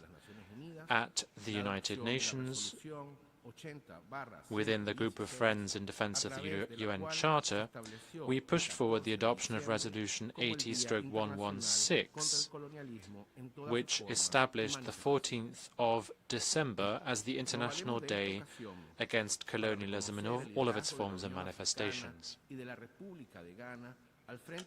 We take this opportunity to recognize the leadership of the African Union and the Republic of Ghana at the helm of this draft resolution on the declaration of transatlantic slave trade and racialized slavery of Africans as one of the most heinous crimes against humanity, which will shortly be considered by this General Assembly. Our country has supported this draft resolution from the very beginning, and we invite all delegations to support this initiative by voting in favor of it. We conclude by stressing that will only be genuine justice served when there is truth, reparation, dignity for the peoples affected, and a strong determination to eradicate all contemporary forms of colonialism, racism, and exclusion. Thank you very much, President.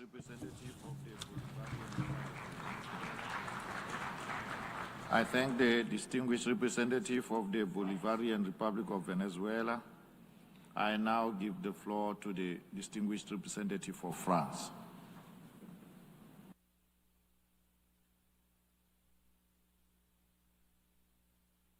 Monsieur le Président, Mesdames, Messieurs, chers collègues, je cite « Reconnaissance ».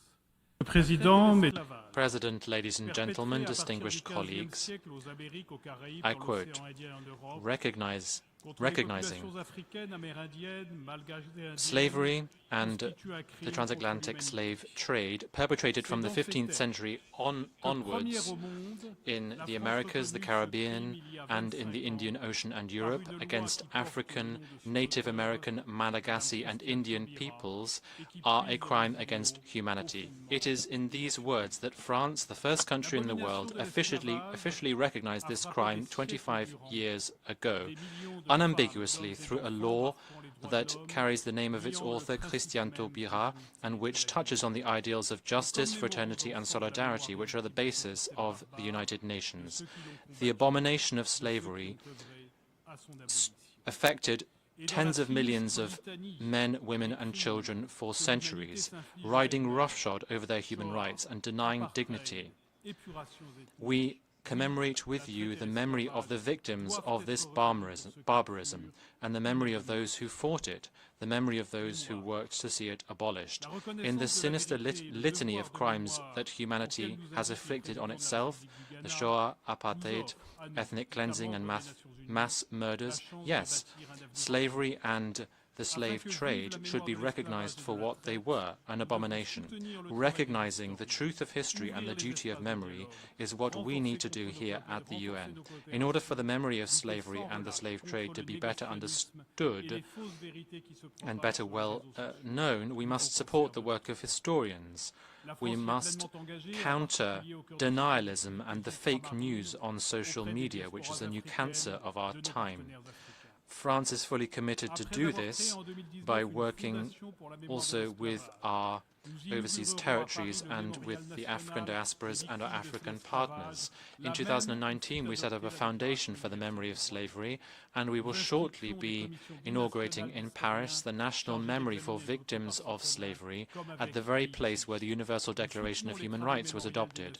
We are setting up binational commissions of historians who are responsible for looking into our common past, for instance, with Haiti.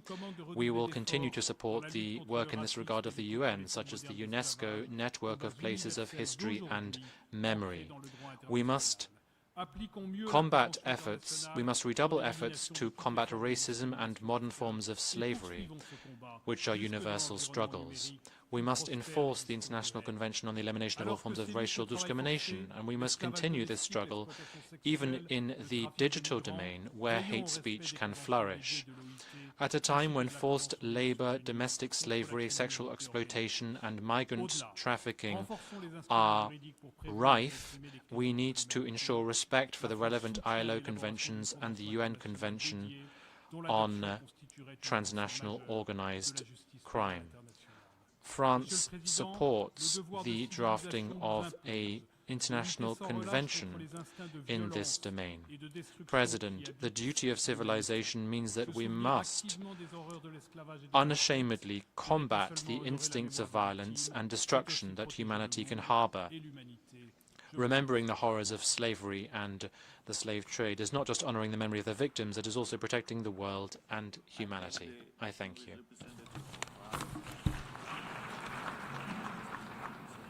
I thank the distinguished representative of France. I give the floor to the distinguished representative of Ethiopia.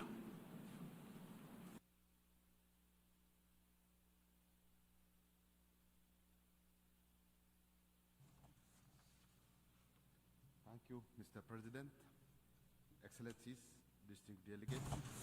I thank the President of the General Assembly. Thank you, Mr. President, Excellencies, distinguished delegates.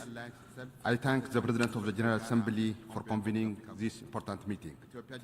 My delegation aligns itself with the statement delivered by Ghana on behalf of the Africa Group. Ethiopia joins the international community in solemn remembrance of millions of African men, women, and children who were subjected to the horrors of slavery and the transatlantic slave trade. This day stands as a reminder of the gravest crime against humanity and historical injustices.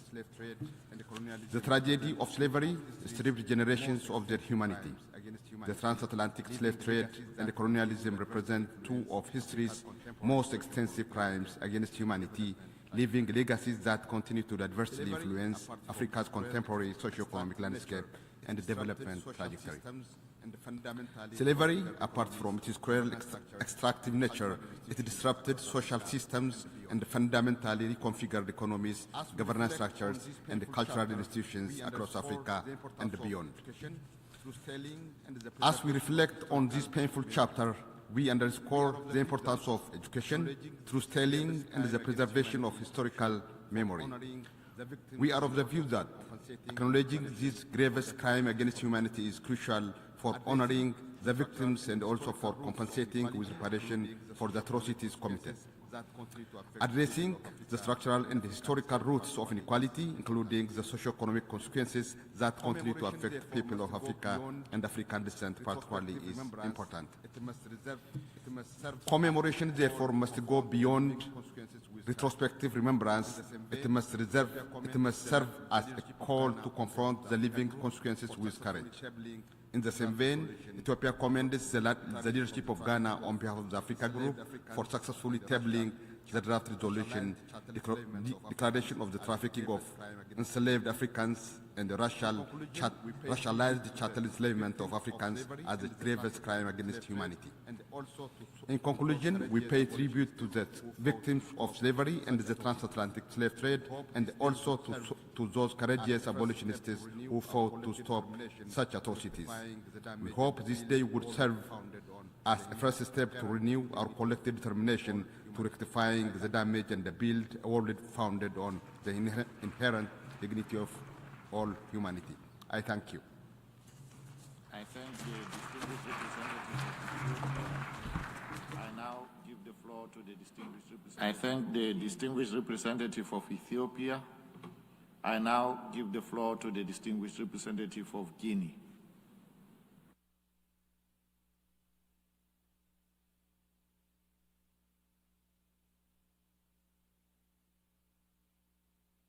Monsieur le Président, Excellences, Mesdames et Messieurs, la délégation s'aligne sur la déclaration faite au nom du groupe africain. Monsieur le Président, et chaleureuse félicitations à son Excellence Monsieur John Dramani My Mahama, delegation aligns Président itself de la with the République du statement Ghana, made on behalf champion of de the l'Union African africaine group, pour la and justice we et extend les réparations congratulations africains. to His Pour son Excellency leadership Mr. et son John engagement en Dramani faveur de Mahama, cette President importante of cause, the tristement portée en Republic of héritage Ghana, près de 2 who millions is an d'habitants de la advocate planète. for justice and reparations of L'esclavage et la Africans. We traite thank him for his transatlantique leadership rappellent le chapitre on plus this sombre cause, tragique de notre sadly histoire an commune. inheritance of more than Leurs 2 billion conséquences people in the world. dévastatrices Enslavement and the transatlantic trade is a dark chapter of our common history. And this has spread to several continents and continues to date to deeply affect our societies. For 4 centuries, anywhere between 12 to 20 millions of Africans have their lives destroyed through an odious systems which anchor the capture, deportations, or racialized enslavement at the heart of their state.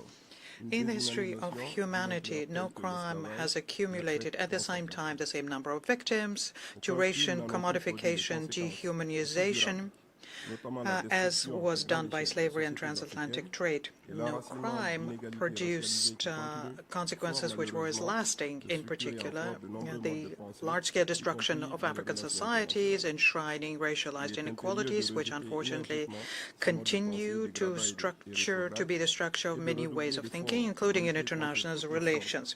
It's essential to reject these ways of outdated thinking and to redouble our efforts to fight against all kinds of enslavement, racism, systematic inequality, and structural injustice. Mr. President, on this day of remembrance, it is our duty to reaffirm our collective commitment to intensify our efforts to recognize the historic truth and to undertake measures to provide reparations for crimes. This is not so as to reopen historic divisions, but to recognize reality and the scope of this tragedy, and to make sure that justice is done, and this is begun by recognizing facts. Reparation and justice measures have to be extended to education and awareness raising, especially through forward-looking governance systems which protect human rights, which used to exist in African societies and were deliberately weakened and destroyed by slavery. In this regard, the Kurukan-Fuga Charter or the Mandinka Charter, proclaimed in 1236, have already provided the major principles of social organization and enshrined human rights, in particular the right to life and the preservation of physical integrity of everyone and the participation of women in decision-making. To conclude, my delegation would like to, on behalf of the President of Guinea, reiterate its congratulations to the Republic of Ghana for the efforts which resulted in submitting to our Assembly a draft resolution on trafficking and racial enslavement, and we urge all delegations to endorse this resolution, because by doing thus we will be reaffirming our commitment to liberty, justice, equality, and the respect of human dignity. I thank you. I thank the distinguished representative of Guinea. I now give the floor to the distinguished representative of Colombia.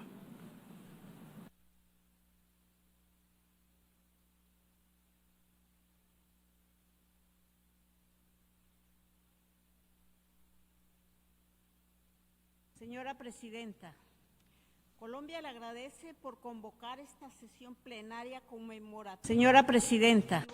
President, Colombia thanks you for convening this plenary session commemorating the International Day to commemorate the victims of slavery and the transatlantic slave trade.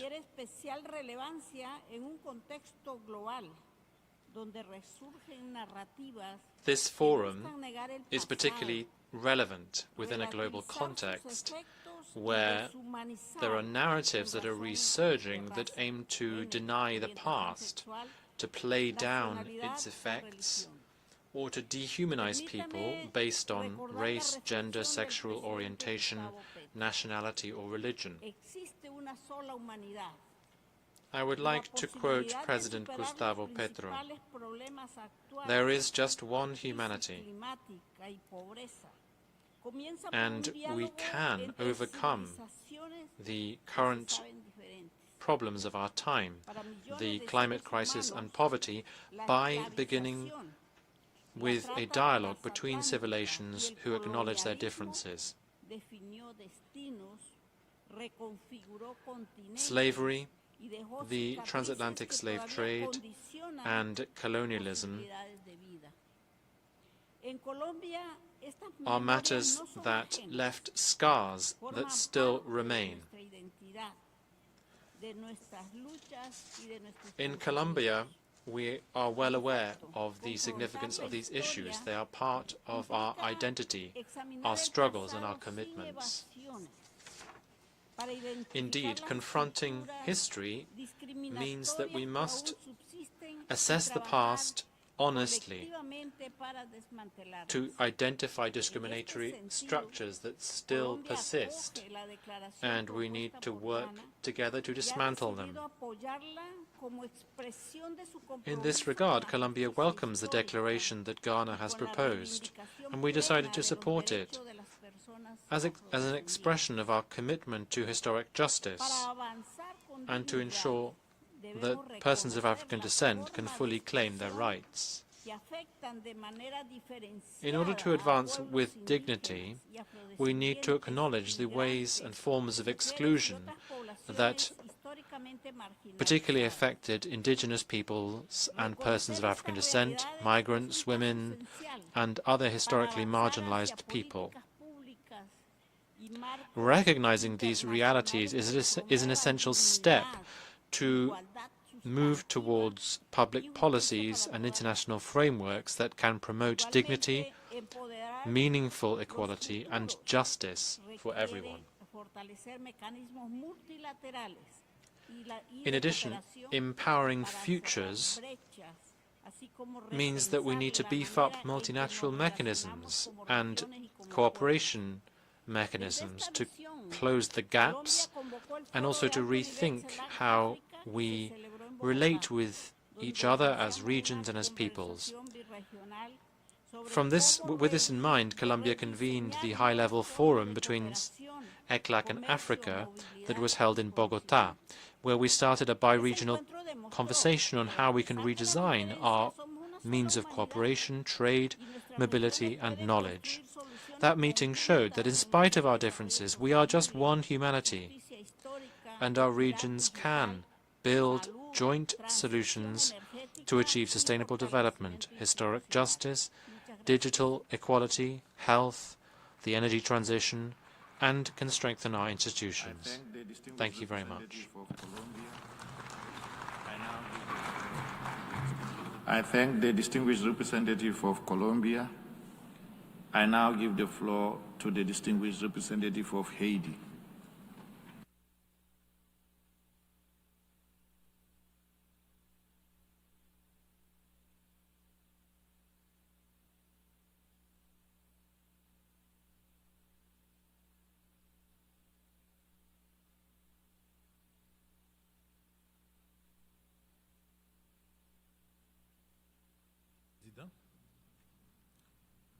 Monsieur le Président, Excellences, Mesdames, Messieurs les ambassadeurs, la République d'Haïti Mr. President, Your Excellencies, ambassadors, ladies and gentlemen, Haiti welcomes the holding of this commemorative meeting on the abolition of slavery and the transatlantic slave trade. For us in Haiti, this more than just a symbol, this date. This is a duty of memory for us, a moral obligation, and a collective responsibility. We fully align ourselves with the statement made by the President of the Republic of Ghana and with the statements made by Grulac and CARICOM. Mr. President, there are silences that carry across centuries, silences heavy with chains, with suffering and shattered lives. Today, as we take the floor, we do not want to speak only for ourselves, but we want to speak on behalf of all of those whom history has silenced for too long. Women, men, children torn from their land, stripped of their names, their dignity, and their humanity. Today we speak so that they may never again be forgotten. The transatlantic slave trade was not merely a tragedy. It was an organized enterprise of dehumanization. For more than 4 centuries, millions of Africans were reduced to the status of merchandise. Bodies were chained, lives were just numbers, existences were denied, and yet, even in deepest darkness, human dignity never disappeared. And Haiti is a living proof of this. Over 220 years ago, women and men, those who were said to have no voice, no rights, and no future, defied the world order. Not just to break their chains, they broke an idea, the idea according to which some human beings were born to rule and others to be ruled and dominated. And they affirmed at the cost of their blood a simple and universal truth, namely that human dignity has no color. La lutte contre le racisme ne peut être productive que si elle s'accompagne de justice. And Haiti says today very clearly that our fight against racism cannot be candid and sincere unless it's accompanied by justice. In every time a child crosses a border in fear, every time one life is deemed less worthy than another, every time history is forgotten, it's a part of the same tragedy which continues. This is a fairly simple truth, but it seems to have forgotten. Haiti was born out of rejection of slavery, rejection of racism, rejection of the denial of humanity. And today it stands before you with an unbroken conviction. The world imagined by those women and men in 1804, a world of equality and dignity, has yet to be achieved. I thank you for your attention.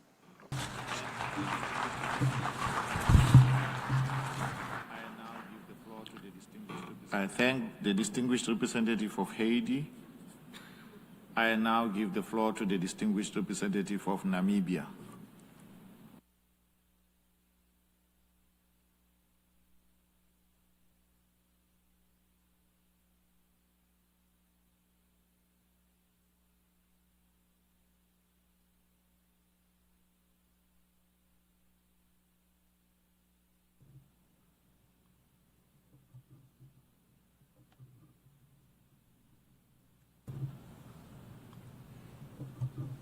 Mr. President, my delegation welcomes the convening of this commemorative meeting. Mr. President, my delegation welcomes the convening of this commemorative meeting of the General Assembly to mark the International Day of Remembrance of the victims of slavery and transatlantic slave trade.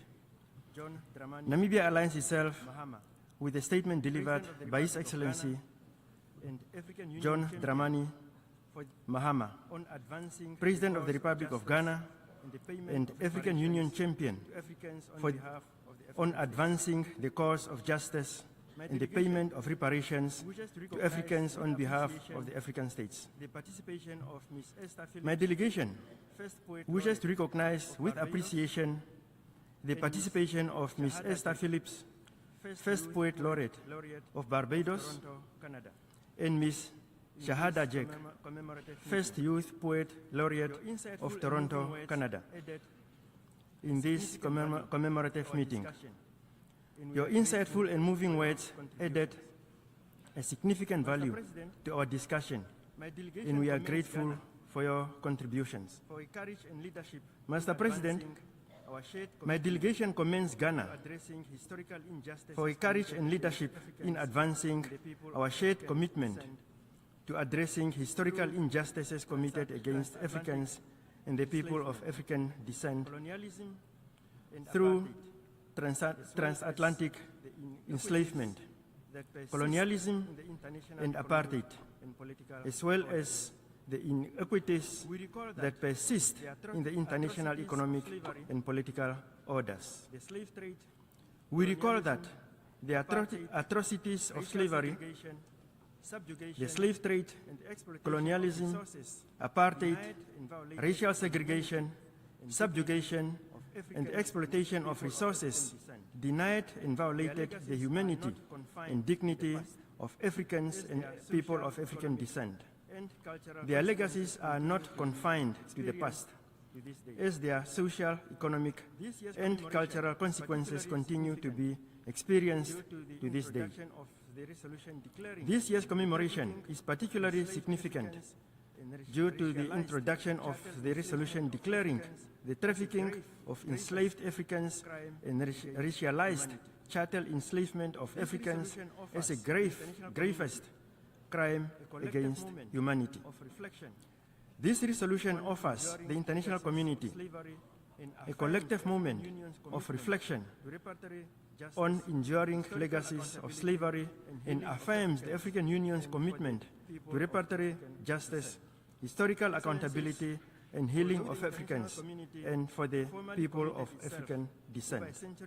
Excellencies, although the international community formally committed itself over a century ago to end slave trade, including through decolonization efforts and the codification of human rights, justice remains incomplete. In particular, gaps persist in legal accountability for colonial wrongs and in addressing the transgenerational social, economic, and cultural harm inflicted on our peoples, communities, and countries. This resolution, therefore, represents an important multilateral step in advancing truth, remembrance, learning, and collective moral responsibility, while keeping open pathways for continued dialogue on reparatory justice. I thank you. Distinguished representative of Namibia. I now give the floor to the distinguished representative. I thank the distinguished representative of Namibia. I now give the floor to the distinguished representative of Nigeria.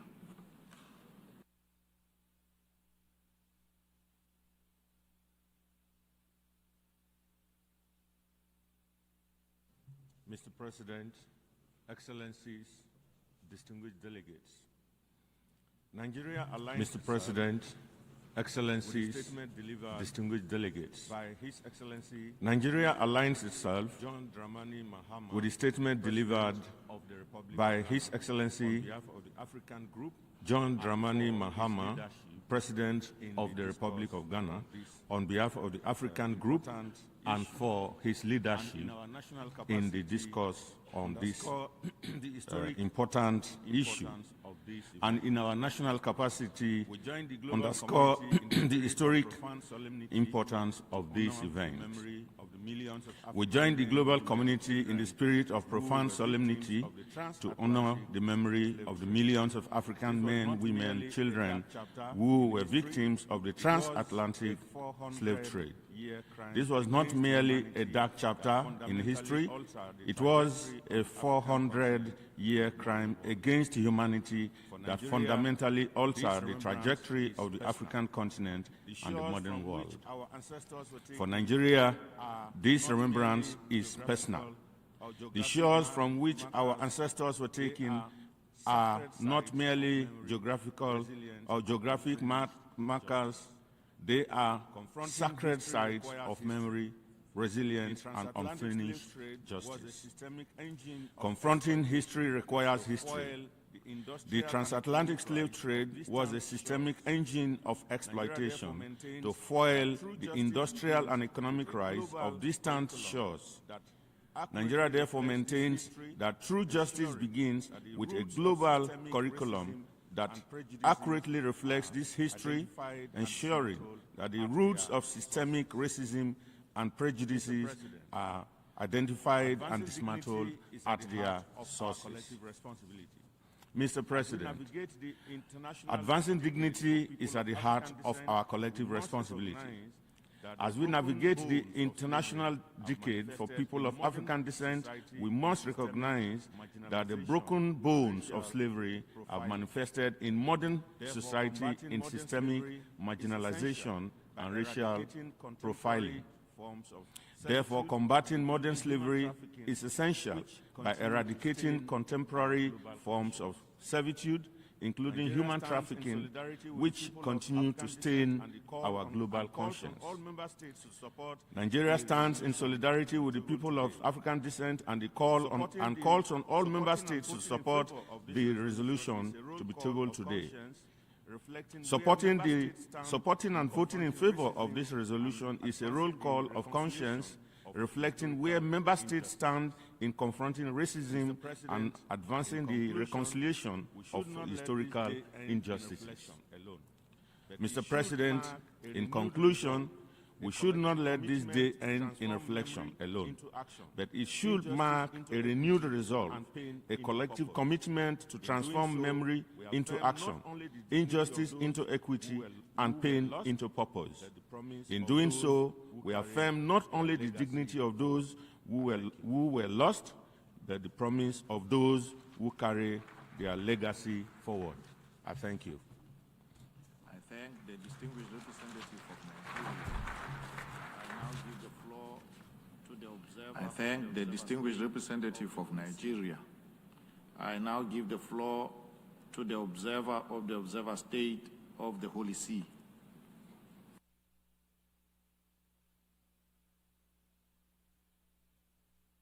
President, on this International Day of Remembrance of the victim of slavery and the Transatlantic Slave Trade, on this International Day of Remembrance of the victim of slavery and the Transatlantic Slave Trade, the Holy See delegation joins others in honoring the memory of the millions of people who were victims of enslavement. The Holy See unequivocally condemns slavery, including in its modern forms. The call for remembrance today is a reminder to all states of their duty to uphold historical truth and ensure legal accountability. As Pope Leo stated, since apostolic times, the Church has seen the liberation of the oppressed as a sign of the kingdom of God. This mission of liberation has continued throughout the centuries through concrete actions, especially when the tragedy of slavery and imprisonment has marked entire societies. These convictions have been expressed in numerous papal documents. For example, as early as 1435, Pope Eugene IV condemned the enslavement of the inhabitants of the Canary Islands and excommunicated those who refused to free them.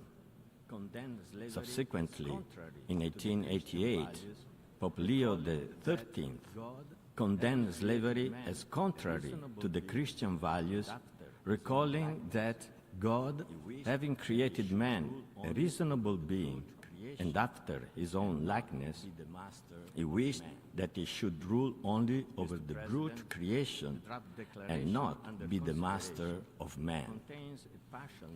Mr. President, the draft declaration under consideration contains a partial narrative, which regrettably does not serve the cause of truth. Historical memory, when based on accurate and impartial historical information, together with education and awareness raising, plays a fundamental role in preventing the recurrence of such grave scourges of humanity. At the same time, it is important to reaffirm that under international law, modern slavery constitutes a crime against humanity when committed as a part of a widespread or systematic attack directed against a civilian population. Therefore, the Holy See reaffirms that no one should be held in slavery or servitude as set out in the Universal Declaration of Human Rights. Mr. President, allow me to conclude with the words of Pope Leo, who reminded us that the freedom that Christ gave us is not only interior, it manifests itself in history as love that cares for and frees us from every bond of slavery. Thank you.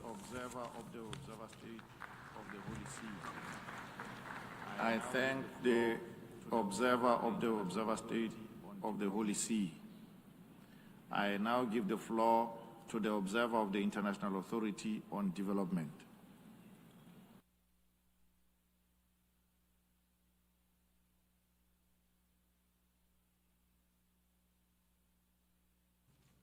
Mr. Secretary-General, Mr. President, Excellencies and distinguished delegates. Mr. Secretary-General, Mr. President, Excellencies and distinguished delegates. I have the honor to deliver this statement on behalf of His Excellency Dr. Annalena Baerbock, the Executive Secretary of IGAD. And I would like to confirm that my delegation aligns with the statement made by the Republic of Ghana on behalf of African states. We gather today in remembrance of a history that reshaped humanity. The Transatlantic Slave Trade scattered families, separated generations, and disrupted the very foundation of human society. Millions were taken, communities were broken, human dignity was denied on a scale that continues to defy global realities. Its consequences did not end. They remain present. Across generations, many still live with the weight of that history, through inequality, through limited opportunities, and through systems that continue to reflect those imbalances.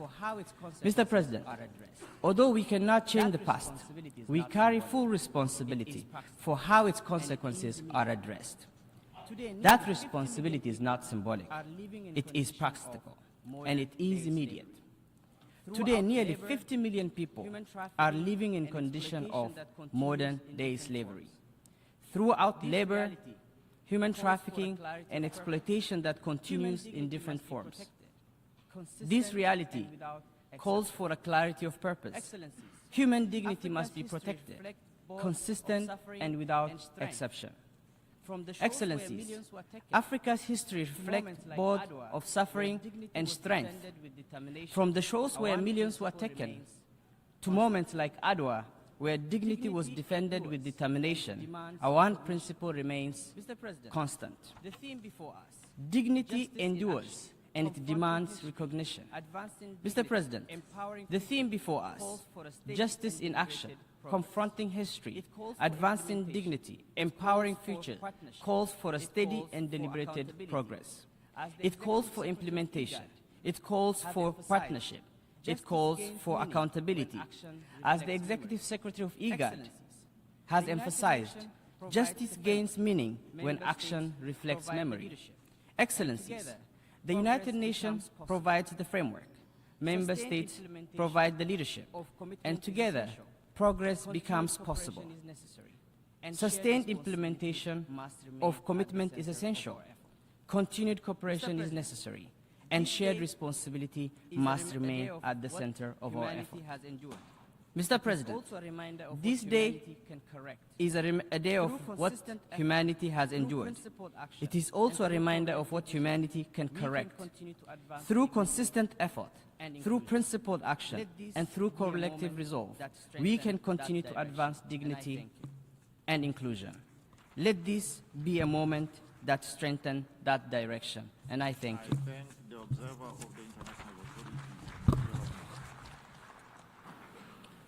I thank the observer of the International Authority on Development. We have had the last speaker in this commemorative meeting. The Assembly has thus concluded its commemorative meeting to mark the International Day of Remembrance of the Victims of Slavery and Transatlantic Slave Trade. Action on the draft resolution submitted under this item will take place after the collection of the ballots for the appointment of members of the board of the 10-year framework of programs on sustainable consumption and production patterns. The Assembly has thus concluded this stage of its consideration of Agenda Item 119. Sub-item 1 of Agenda Item 115 entitled The Assembly will consider Sub-item 1 of Agenda Item 115 entitled Appointment of Members of the Board of the 10-year Framework of Programs on Sustainable Consumption and Production Patterns. Members will recall that the Assembly, by its Resolution 67/203 of 21 December 2012, decided to establish the 10-member board consisting of 2 members from each United Nations General Group, Regional Group. In its Decision 67/564 of 16 September 2013, the Assembly decided that regional groups shall be authorized to nominate new members of the board. Furthermore, by its Resolution 69/214 of 19 December 2014, the Assembly decided that the duration of subsequent terms for members of the board shall continue to be 2 years, starting on 16 September of every second year, and that the United Nations regional groups may nominate one of their existing 2 members of the board for 1 consecutive term, while ensuring that no member state is eligible to serve more than 2 consecutive terms, and taking into account the importance of ensuring continuity and rotation in the work of the board. Members will also recall that in its Decision 78/418A of 13 August 2024, the Assembly decided that the 2-year term of the members of the board shall begin on 21 March 2024, the date of their appointment, taking into account Resolution 69/214 of 19 December 2014. The Assembly subsequently appointed members of the board for terms ending on 20 March 2026. Consequently, the Assembly needs to appoint 10 members of the board for a new term of office.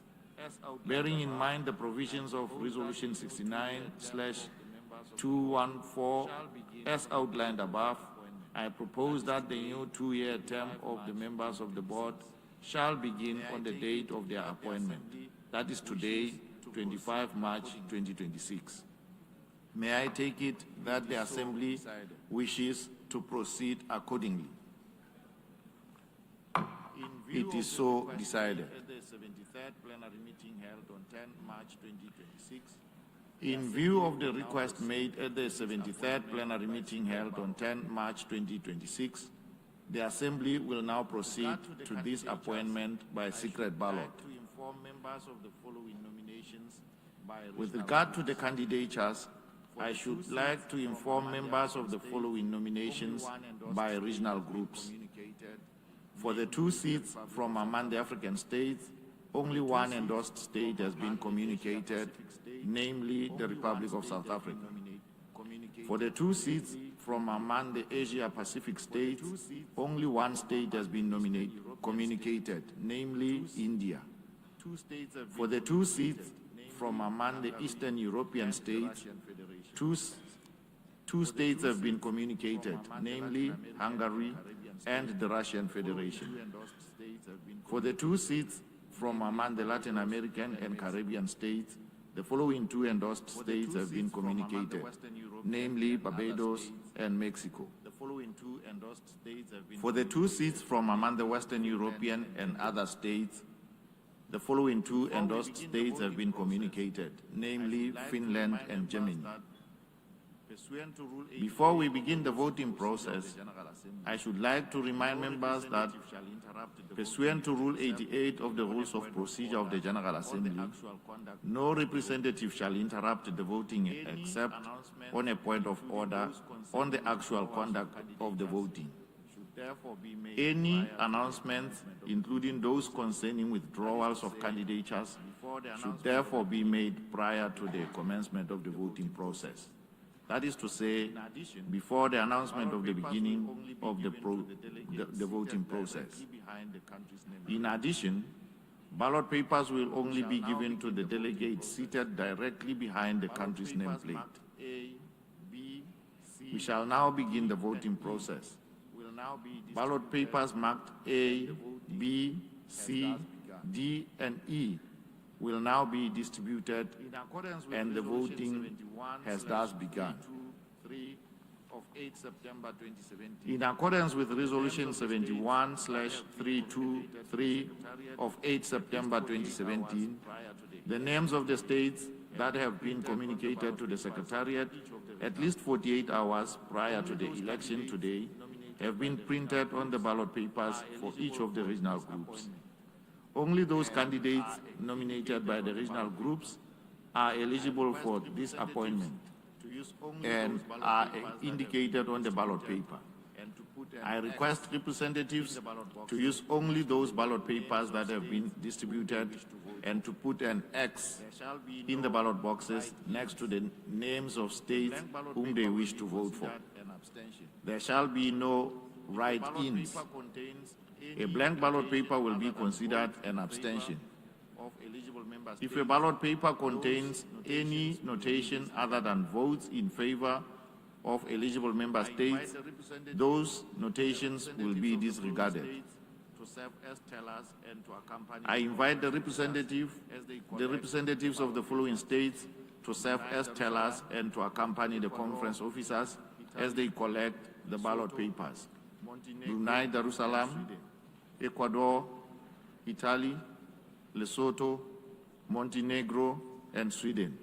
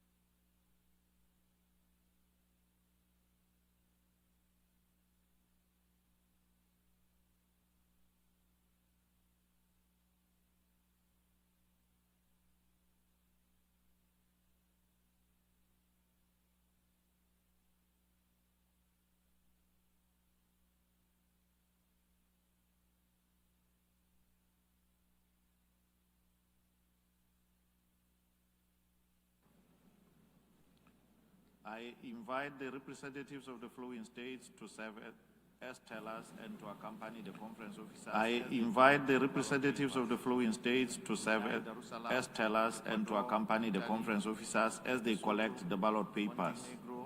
Brunei Darussalam, Ecuador, Italy, Lesotho, Montenegro, and Sweden. Please proceed to collect the ballot papers.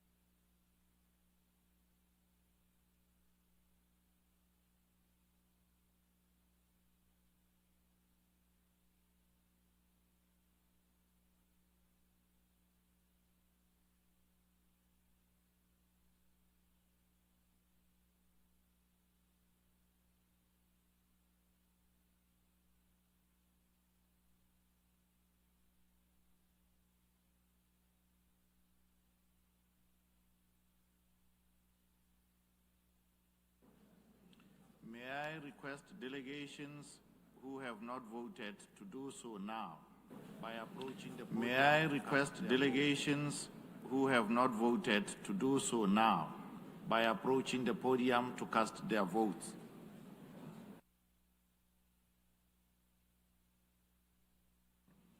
The voting is now closed.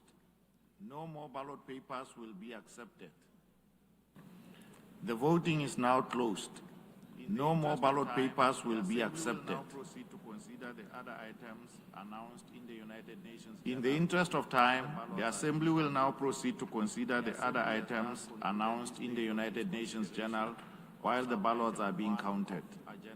The Assembly has thus concluded this stage of its consideration of sub-item 1 of Agenda Item 115.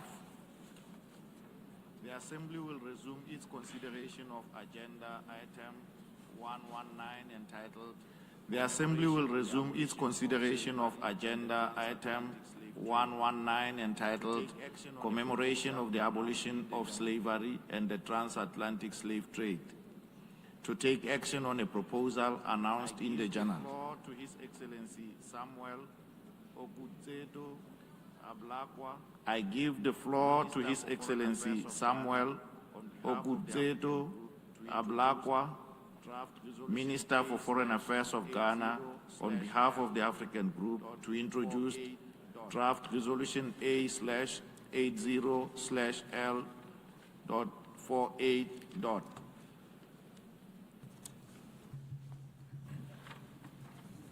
President of the General Assembly,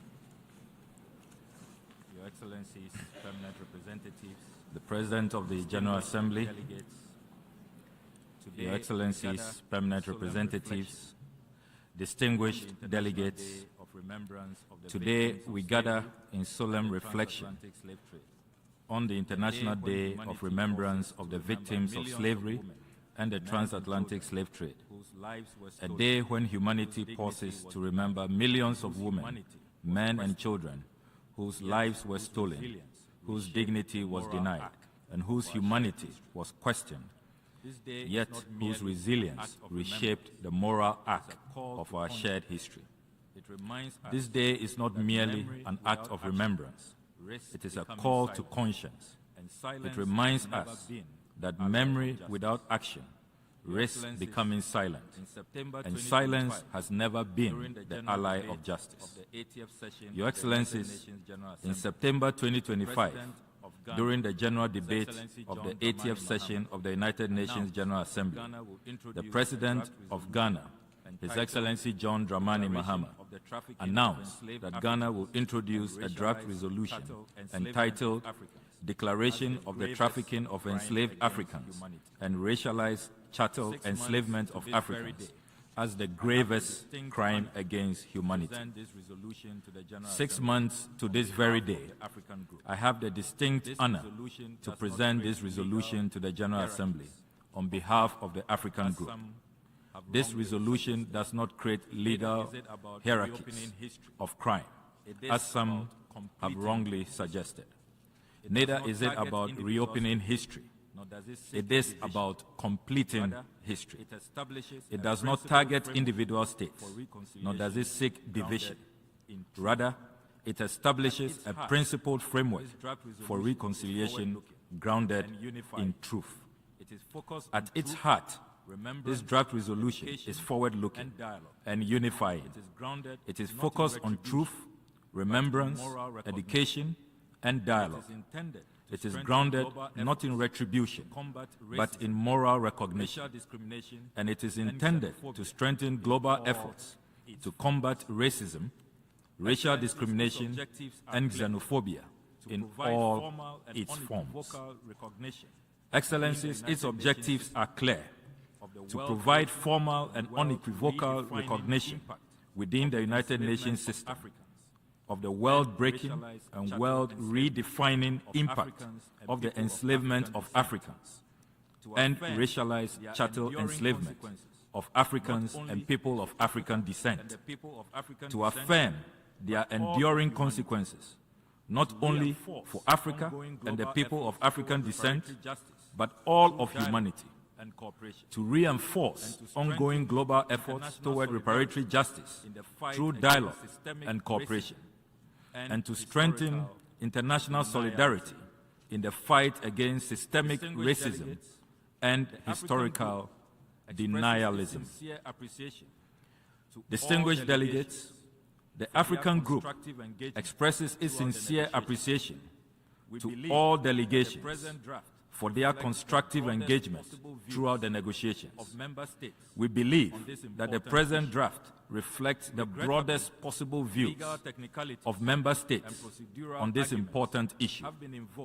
Regrettably, legal technicalities and procedural arguments have been invoked to once again silence voices, to bury history, obscure clarity, and to prevent this noble institution from speaking plainly and firmly. But history does not disappear when ignored. Truth does not weaken when delayed. Crime does not rot, as we say in Africa. And justice does not expire with time. In affirming this declaration, we do more than honor memories. We strengthen the very foundations of justice upon which the United Nations was built. We affirm that human dignity is indivisible, that suffering must be acknowledged, and that reconciliation begins with truth courageously spoken. Your Excellencies, the founder of Ghana, Osajifo Dr. Kwame Nkrumah, proclaimed, quote, slavery was not born of racism. Rather, racism was a consequence of slavery. With this racial twist was invented the myth of color inferiority, unquote. Your Excellencies, the generation that founded this organization emerged from the ashes of global tragedy and pledged that humanity would never again look away from crimes that shock the conscience of humankind. Today, we are called to uphold that promise. The African Group, our co-sponsors, CARICOM, CELAC, our broad coalition of people with good conscience, including the NAACP, the Congressional Black Caucus, members of Parliament in the House of Commons, and other places, are sending a very clear message. They are calling upon all member states to stand on the right side of history, and in our shared humanity, to vote in favor of this resolution. And in doing so, reaffirm not only the past we remember, but the future we seek to build together. A future of social justice, a future of equality, and a future of mutual respect for human life. I thank you very much, Your Excellencies. I thank the Minister for Foreign Affairs of Ghana. I thank the Minister for Foreign Affairs of Ghana. We shall now proceed to consider draft resolution A/80/L.4A. The present oral statement is made. I give the floor to the representative of the Secretariat. Thank you, Mr. President. The present oral statement is made in the context of Rule 153 of the Rules of Procedure of the Assembly. The present statement has also been distributed to Member States. The request contained in operative paragraph 15 of the draft resolution would constitute an addition to the workload of the Office of the United Nations High Commissioner for Human Rights and the Department for the General Assembly and Conference Management in 2027, and entail additional resource requirements net of staff assessment in the amount of $117,700 in 2027. Detailed cost estimates and their underlying assumptions for the requirements are provided in the annex to this statement, which has been circulated. Accordingly, should the General Assembly adopt the draft resolution, L48, additional resource requirements estimated in the amount of $117,700 net of staff assessment would be included in the proposed program budget for 2027 under Section 2, General Assembly and Economic and Social Council Affairs and Conference Management, and Section 24, Human Rights for the consideration of the General Assembly at its 81st session. In addition, an amount of $12,800 would be included under Section 36, staff assessment, to be offset by an equivalent amount under Income Section 1, income from staff assessment. Thank you, Mr. President. For your information, the draft resolution has closed for... I thank the representative of the Secretariat. I give the floor to the... For your information, the draft resolution has closed for e-sponsorship. I give the floor to the representative of the Secretariat. Mr. President, I should like to the delegations listed on the L document. I should like to announce that since the submission of the draft resolution, and in addition to the delegations listed on the L document, the foreign countries have also become co-sponsors of A/80/L48. Antigua and Barbuda, Bahamas, Bangladesh, Belize, Brazil, Colombia, Haiti, Maldives, Pakistan, St. Lucia, Tajikistan, Timor-Leste, and the State of Palestine. If any other countries wish to co-sponsor L48, please signify by pressing the microphone button now. I see Kyrgyzstan, the Philippines, Cameroon, although Cameroon is already on the L document. The Philippines, Cameroon, although Cameroon is already on the L document. Thank you, Mr. President. That concludes additional co-sponsorship. Thank you, Mr. President. For explanations of vote before the vote, may I remind delegations that they are... Before giving the floor for explanations of vote before the vote, 5 minutes. May I remind delegations that they are strongly urged to limit explanations of vote to 5 minutes, which should in any case not exceed 10 minutes and be made from their seats.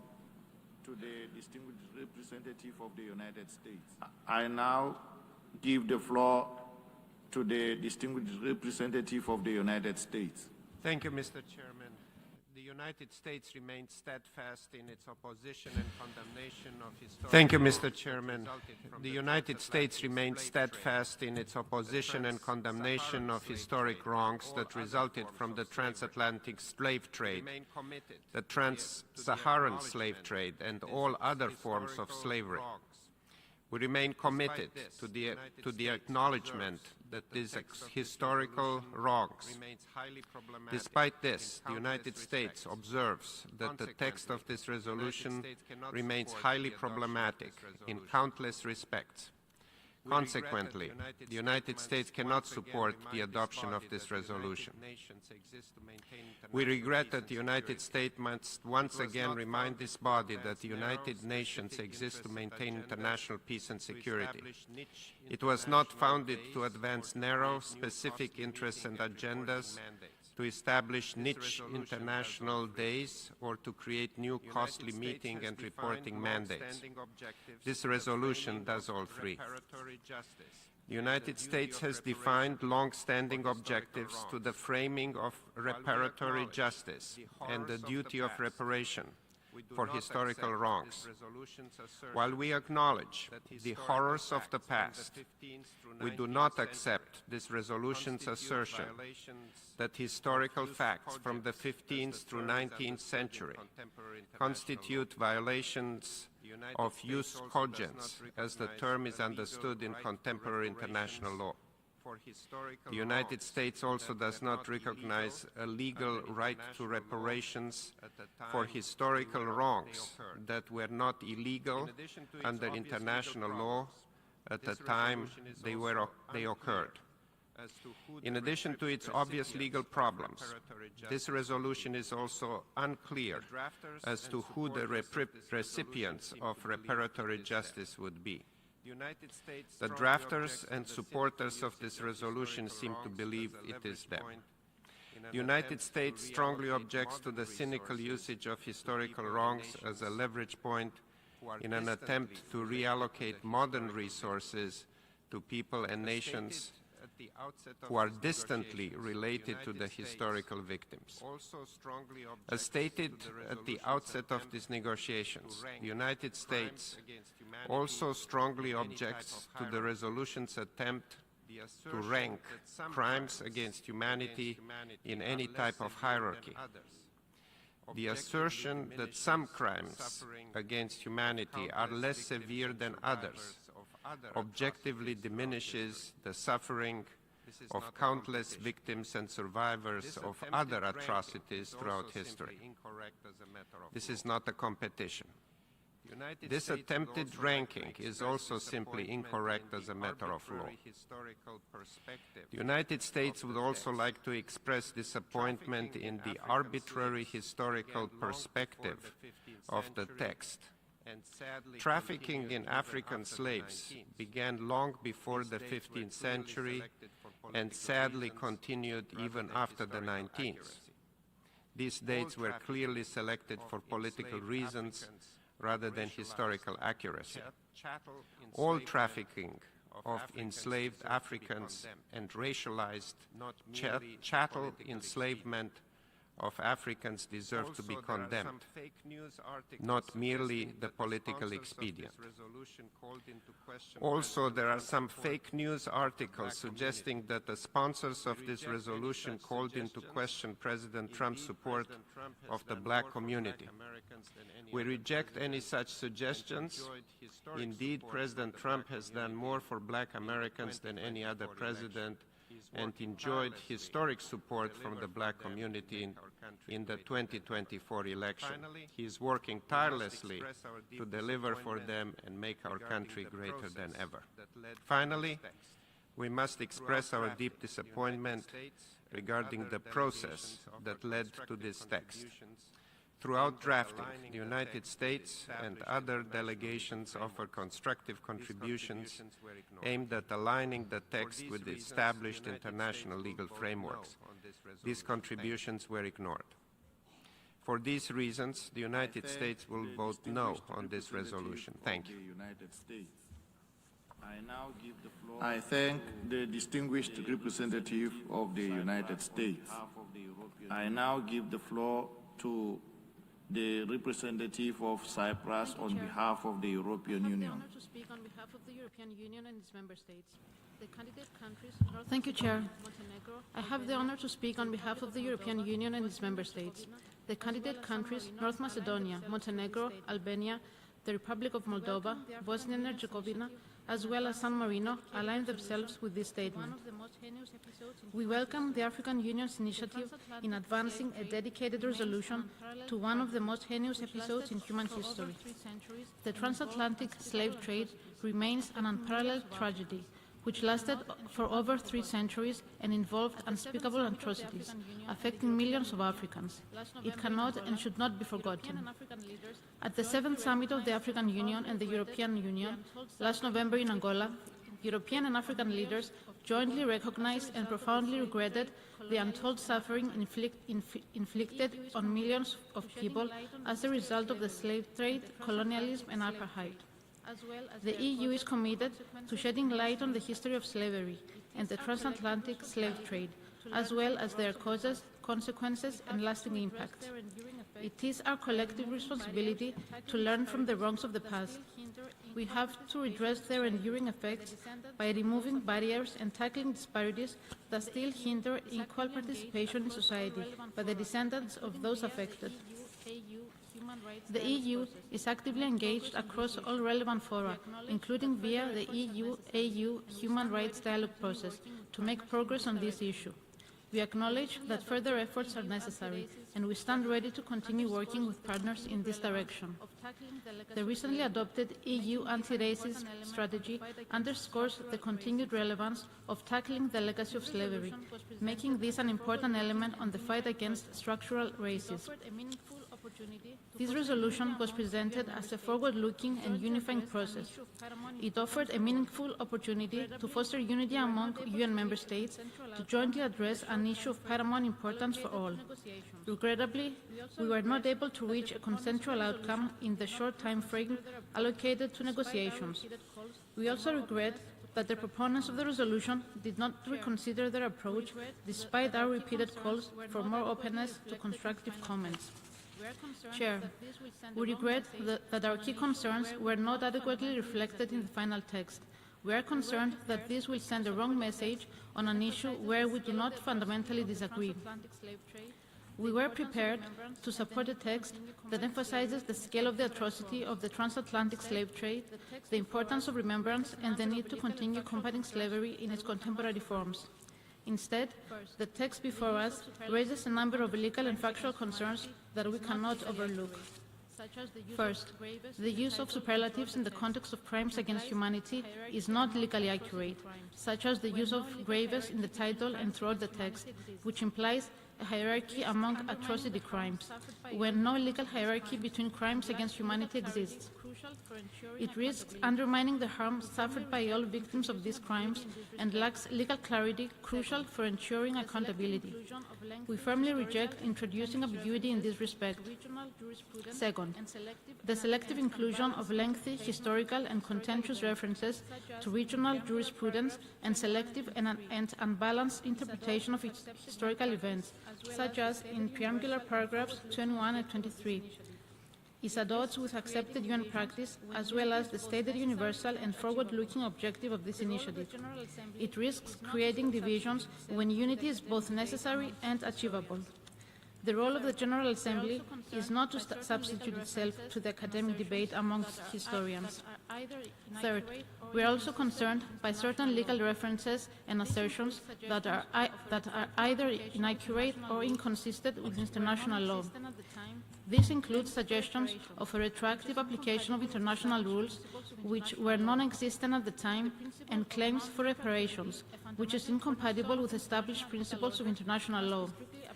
The principle of non-retroactivity, a fundamental cornerstone of the international legal order, must be strictly upheld. References to claims for reparations also lack a sound legal basis. Any framework for reparatory justice must be grounded in existing multilateral instruments. For these reasons, the Member States of the European Union regret that they are not in a position to support Resolution A/80/L48.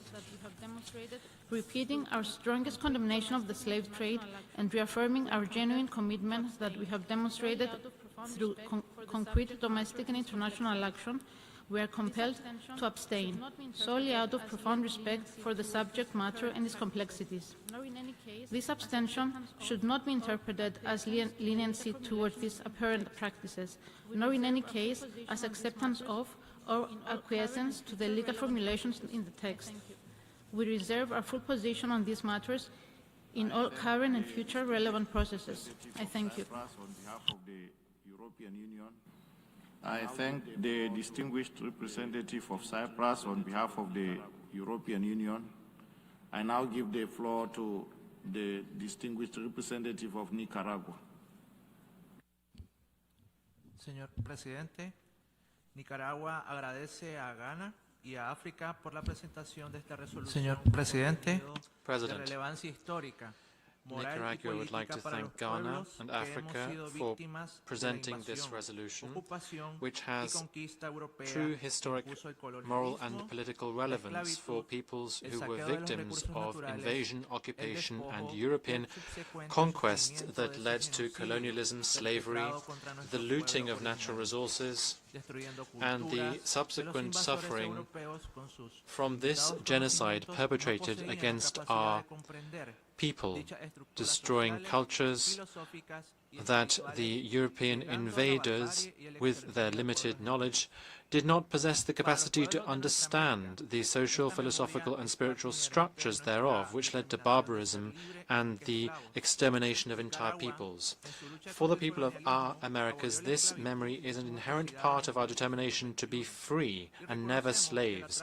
Nicaragua, in its struggle against colonialism, abolished slavery and its atrocities in 1821, and we recognize that the transatlantic slave trade of our African brothers and sisters and racialized slavery were one of the most cruel manifestations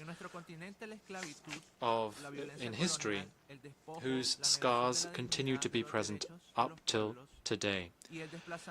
In our continent, slavery, colonial violence, looting, the denial of dignity, and the denial of the rights of peoples and displacement led to the loss of millions of lives and left deep-seated historic consequences that still remain today, even centuries later in our countries. Nicaragua therefore believes that this resolution should be understood in the broadest historical context, consistent with the position that the General Assembly has taken on the urgent need to put an end, once and for all, to colonialism and neocolonialism, and also the need to continue affirming people's rights to self-determination and to uphold their ancestral values. President, Nicaragua will vote in favor of the resolution as a result of its political, moral, and historical weight. We also note that Nicaragua is not party to the Rome Statute, and that instrument doesn't have a universal nature, and nor indeed are we party to the ICC, and we don't recognize the jurisdiction of that court, and that is why we disassociate from PP27. We also recognize the importance of the fact that the African Union, our community of Latin American and Caribbean states, and CARICOM have been working with the United Nations on this critical issue. We also would like to express our gratitude to those who struggled to see the abolition of slavery, to the Haitian people and their historic contribution, as they were the first republic in our region to be free from slavery and to reach independence in 1804. They abolished slavery and they showed the way for other countries. Decades later, Frederick Douglass said, and I quote, "If there is no struggle, there is no progress." President, we reaffirm our solidarity with all of the victims of slavery, racism, and discrimination, and we make clear our commitment to historic truth, dignity of victims, and the need for the international community to continue to address these crimes in order for there to be historic justice, redress, and dignity, given the consequences and the legacy of slavery, the slave trade, and colonialism. Thank you. I thank the distinguished representative of Nicaragua. I now give the floor to the distinguished representative of France. Monsieur le Président, la France souhaite expliquer le sens de son vote. Merci, Monsieur. Thank you, Mr. President. Mr. President, France would like to explain its vote. The abomination of slavery was active for centuries and impacted tens of millions of women, children, and men, undermining the very principle of human dignity. Given the tragedy that the transatlantic slave trade and slavery represented, we need to face this history and recognize that it is a truthful fact, and for France, shoulder its share of that truth, including refusing to forget that. And that is why for several decades we have been mobilizing itself to make sure that the memory of slavery, its victims and those who fought it be preserved through the law known by its drafter, Ms. Christiane Taubira, passed 25 years ago. We were the first country in the world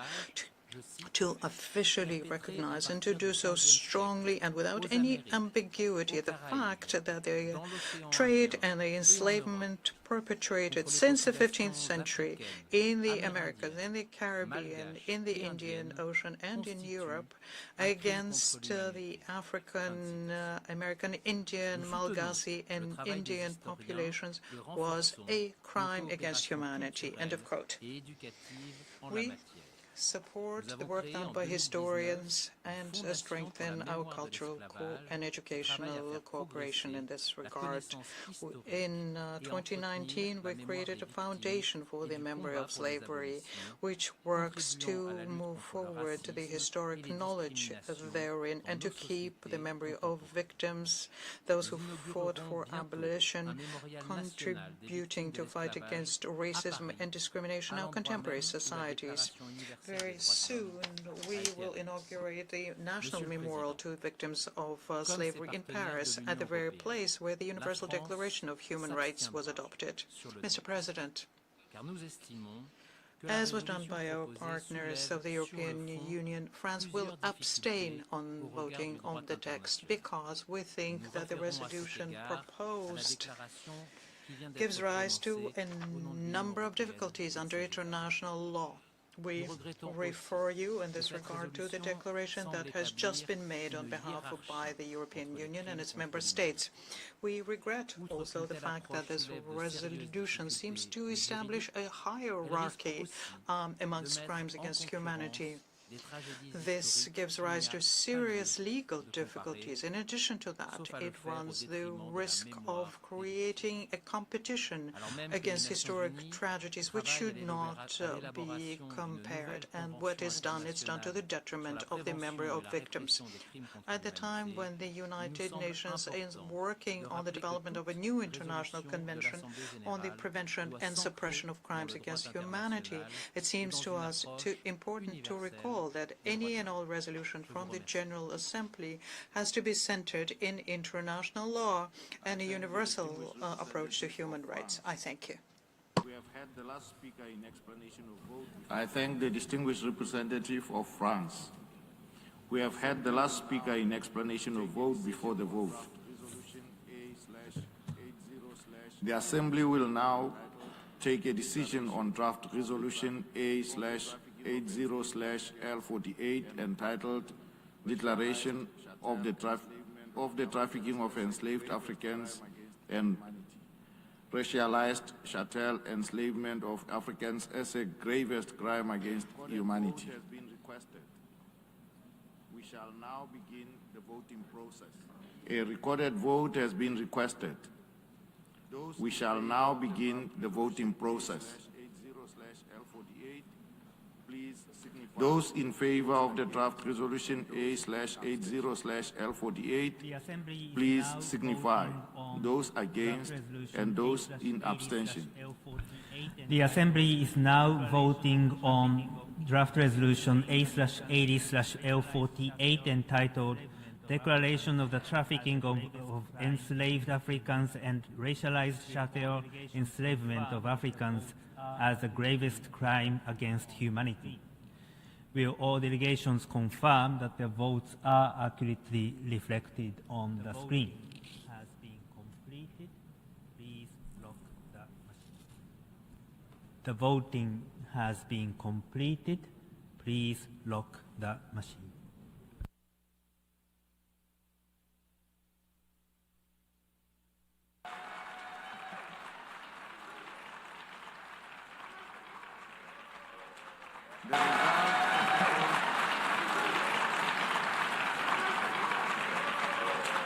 The result of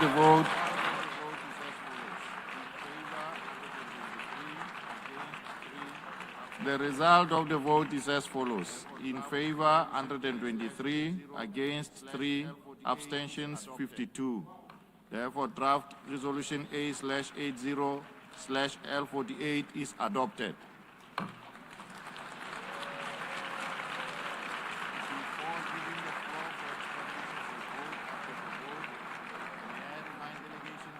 Before giving the floor for explanations of vote after the vote, May I remind delegations that they are strongly urged to limit explanations of vote to 5 minutes, which should in any case not exceed 10 minutes and be made from their seats. Representative of Trinidad and Tobago.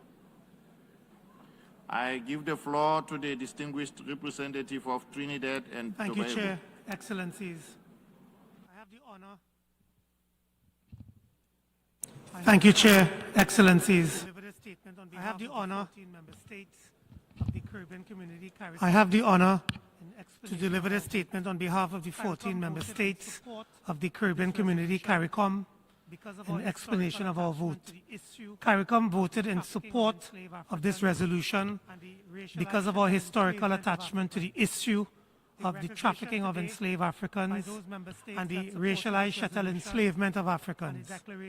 The recognition today by those member states that supported this resolution and the declaration is a critical first step towards redressing the injustices perpetuated over the 400 years of the transatlantic slave trade.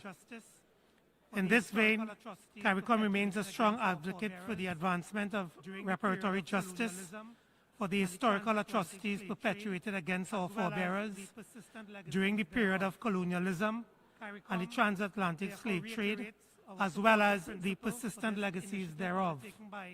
CARICOM therefore reiterates our support in principle for this initiative undertaken by Ghana on behalf of the African Union to advance the issue of reparatory justice.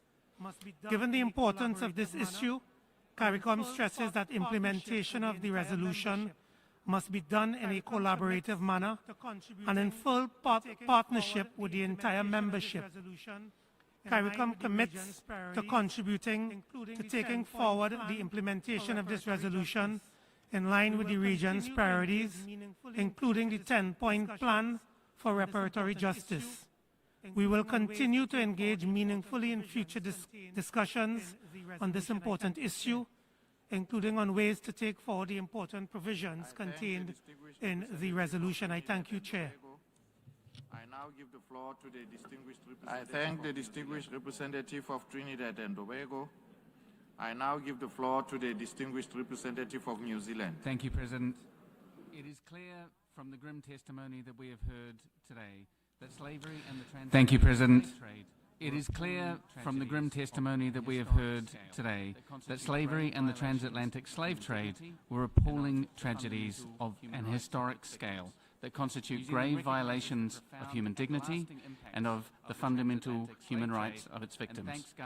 New Zealand recognises the profound and lasting impacts of the transatlantic slave trade and thanks Ghana for its efforts in bringing forward this resolution. We acknowledge the historical legacy of the transatlantic slave trade and its lasting impact on many member states. And we welcome the importance placed on continuing education and awareness raising and the increased attention that commemorative events have brought to the issue. New Zealand supports proposals for meaningful, truthful and respectful dialogue among those most impacted, including reparatory justice and reconciliation through appropriate frameworks. We encourage the continued promotion of comprehensive educational programs, memorialization initiatives and research on slavery, the trafficking of enslaved Africans and racialized chattel enslavement of Africans and their consequences. We had hoped to be able to vote in favour of this resolution, but regrettably New Zealand was not in a position to endorse all aspects of the text presented today. New Zealand acknowledges the significance and horrific scale of transatlantic slavery, but it is not able to endorse a text that suggests a hierarchy of crimes against humanity and which has implications for other multilateral processes underway related to the progressive development of international law.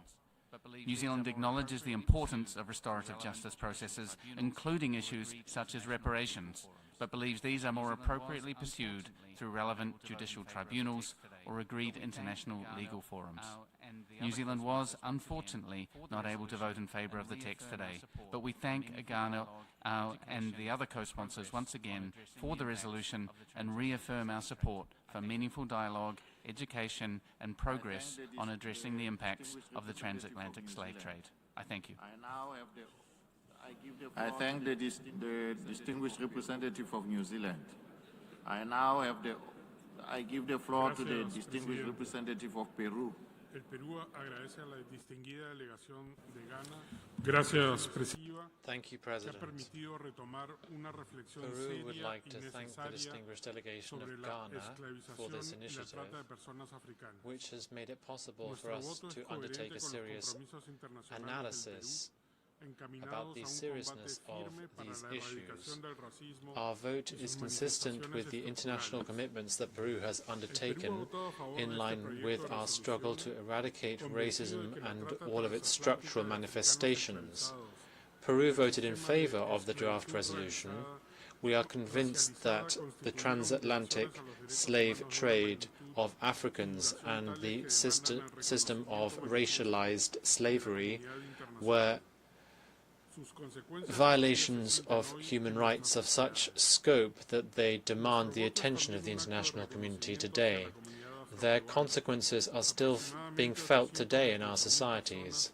Our vote is also an act of recognition to the Afro-Peruvian communities. Some 200,000 Peruvians identify as such in our territory. This constitutes about 4% of our national population. But their political, economic, social and cultural legacy goes beyond these figures, and it is part and parcel of our national identity. Peru has moved forward concrete policies in this domain, including the national policy for Peruvians of African descent going to 2030. But we'd like to make clear some interpretations of this resolution. First of all, we believe that the characterization of the transatlantic slave trade as the gravest crime against humanity contained in OP 2 and 3 is a reference to a particularly serious event in the past which occurred at a specific time in history. We recognize that in line with international law, the commission of an illegal act is something that, if it continues, there have to be appropriate guarantees of repetition and redress adopted. But we note that OP 6 to 8 can be interpreted as a call for constructive dialogue. But this is not in prejudice to the establishment of obligations that could be interpreted as legally binding. The quest for justice should be something that is accessible, universal and inclusive, free from all kinds of discrimination.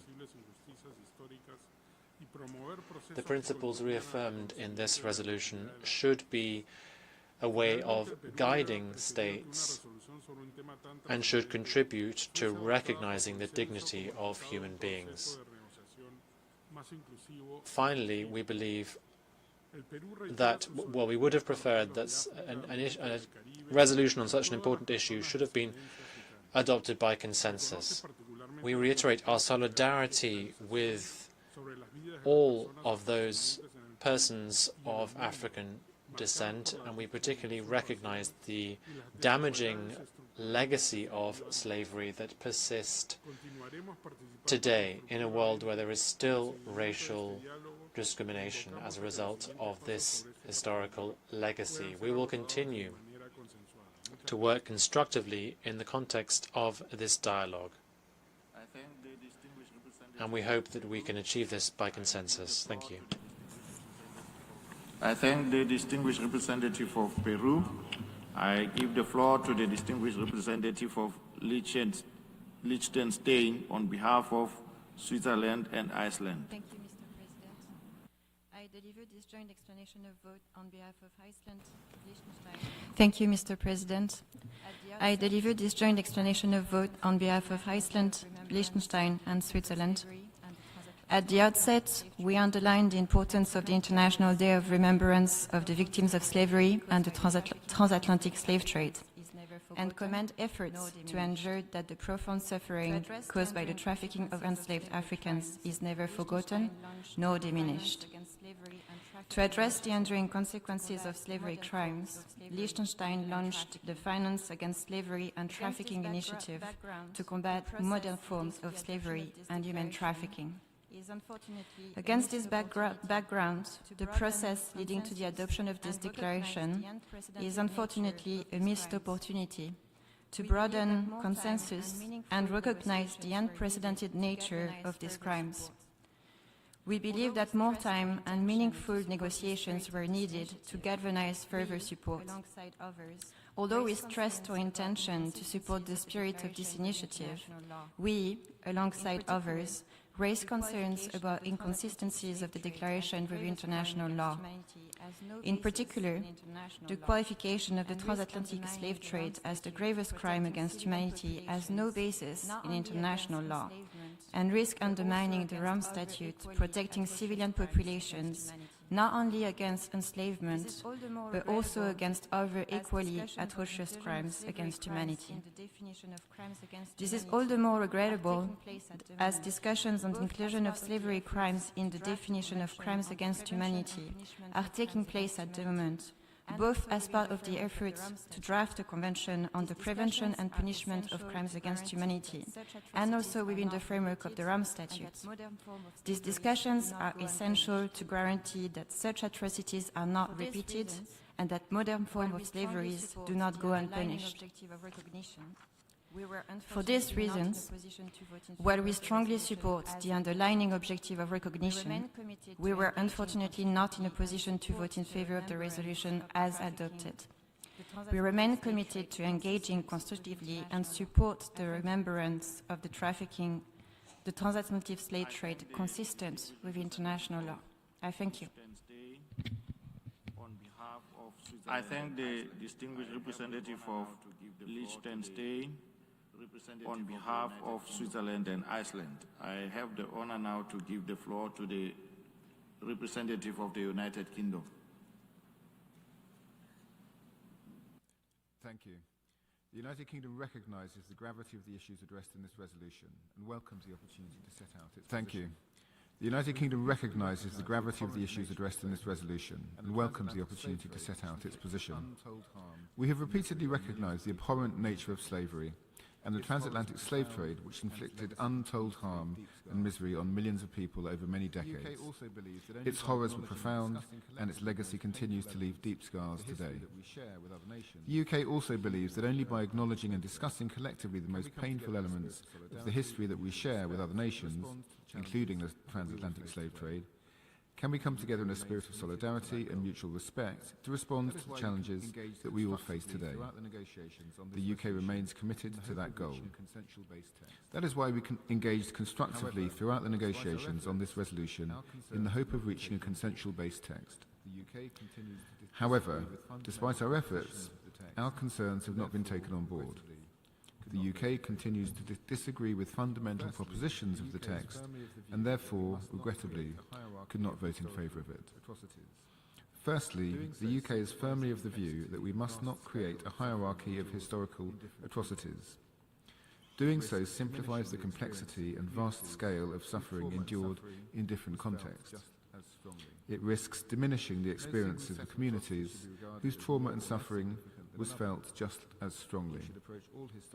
No single set of atrocities should be regarded as more or less significant than another. We should approach all historical injustices with the same seriousness, empathy and respect to ensure that no one group is made to feel that their suffering is being overshadowed or treated as secondary. Furthermore, it's essential and integral to the rule of law that the formation and evolution of international law is governed by clear and well-defined principles. The principles of intertemporality and non-retroactivity are long-standing tenets of international law. They are essential to ensuring legal stability. According to the intertemporal rule, the applicable law is the law of the relevant time. International courts and tribunals have routinely upheld these principles.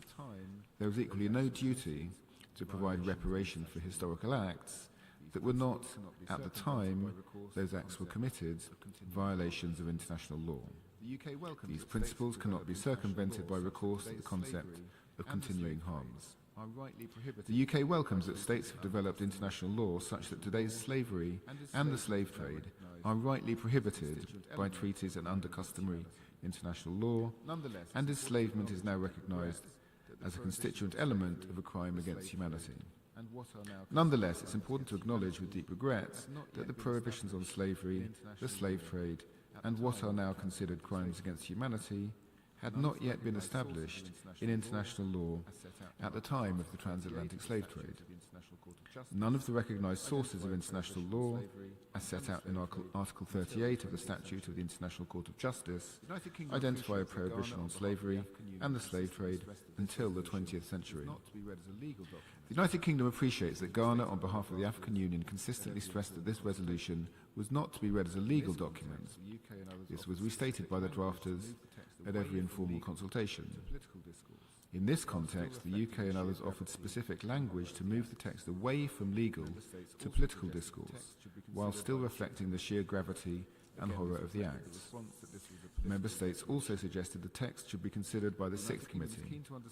Again, this was met with the response that this was a political declaration. The United Kingdom is keen to underscore this point on the AU's intention, while we continue to regret the failure to accept language that would have put the matter beyond doubt. I thank you. I thank the distinguished representative of the United Kingdom.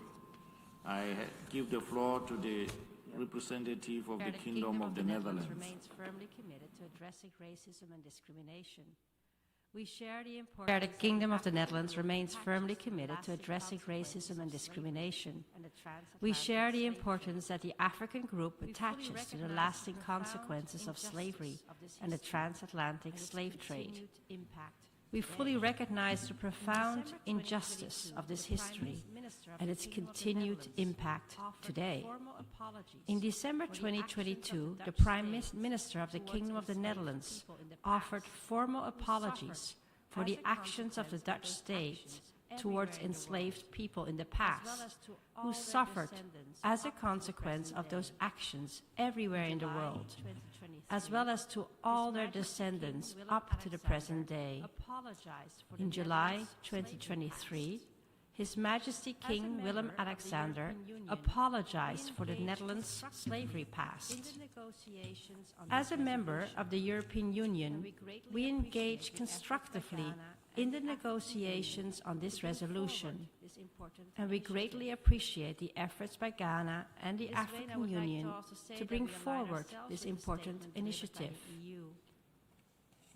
In this vein, I would like to also say that we align ourselves with the statement delivered by the EU, and we sincerely regret that no consensus could be reached on a formulation that addresses key legal and substantive concerns. Having said that, the Kingdom of the Netherlands cannot support references that suggest the retroactive application of international law, including the implication of a legal obligation to provide reparations for acts that were not a violation of international law at the time they were committed. We also cannot agree to the introduction of a hierarchy among crimes against humanity, including the designation of one as the gravest, nor to references related to the non-applicability of statutory limitations. For these reasons, Mr. Chair, and despite the importance we attach to this very subject matter, my delegation has abstained on this resolution. Thank you, Mr. Chair.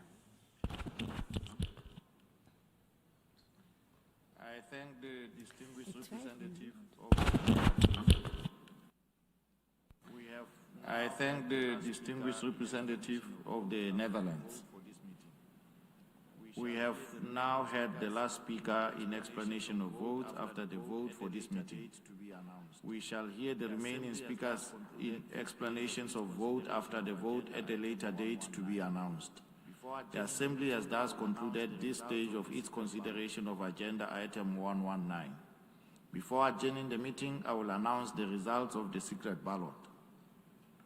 The Assembly will resume its consideration of Sub-Item 1 of agenda item 115 entitled. The Assembly will resume its consideration of sub-item 1 of agenda item 115 entitled Appointment of Members of the Board of the 10-Year Framework of Programs on Sustainable Consumption and Production Patterns. The results of the voting is as follows. Number of ballot papers, 180. Group A, number of African states. Number of ballot papers, 180. Number of invalid ballots, 0. Number of valid ballots, 180. Abstentions, 7. Number of members present and voting, 173. Required majority, 87. Number of votes obtained by each member state, South Africa, 173. Pacific states. Number of ballot papers, 108. Group B, Asia Pacific states. Valid ballots. Number of ballot papers, 180. Number of invalid ballots, 0. Number of valid ballots, 180. Abstentions, 4. Number of members present and voting, 176. Required majority, 89. Number of votes obtained by each member state. Group C, India, 176. Number of ballot papers, 180. Group C, Eastern European states. Number of ballot papers, 180. Number of invalid ballots, 0. Number of valid ballots, 180. Abstentions, 7. Number of members present and voting, 173. Required majority, 87. Number of votes obtained by each member state. Hungary, 158. Russian Federation, 126. Number of ballot papers, Group D, Latin American and Caribbean states. Number of ballot papers, 180. Number of invalid ballots, 0. Number of valid ballots, 180. Abstentions, 6. Number of members present and voting, 174. Required majority, 88. Number of votes obtained by each member state. Barbados, 173. Mexico, 168. Number of ballot papers. Group E, Western European and other states. Number of ballot papers, 180. Number of invalid ballots, 0. Number of valid ballots, 180. Abstentions, 11. Number of members present and voting, 169. Required majority, 85. Number of votes obtained by each member state, Finland, 168. Germany, 166. Following states have thus been appointed as members of the board of the 10-year framework of programs. The following states have thus been appointed as members of the board of the 10-year framework of programs on sustainable consumption and production patterns for a term beginning on 25 March 2026 and ending on 24 March 2028. Barbados, Finland, Germany, Hungary, India, Mexico, the Russian Federation, and the Republic of South Africa. I thank the tellers for their assistance. Members are reminded that the following vacancies remain to be filled for a term beginning on the date of the appointment and expiring on 24 March 2028. 1 member from among the African states and 1 member from the Asia Pacific states. The Assembly has thus concluded this stage of its consideration of sub-item 1 of agenda item 115. I thank the interpreters for the extension granted. The meeting is therefore adjourned.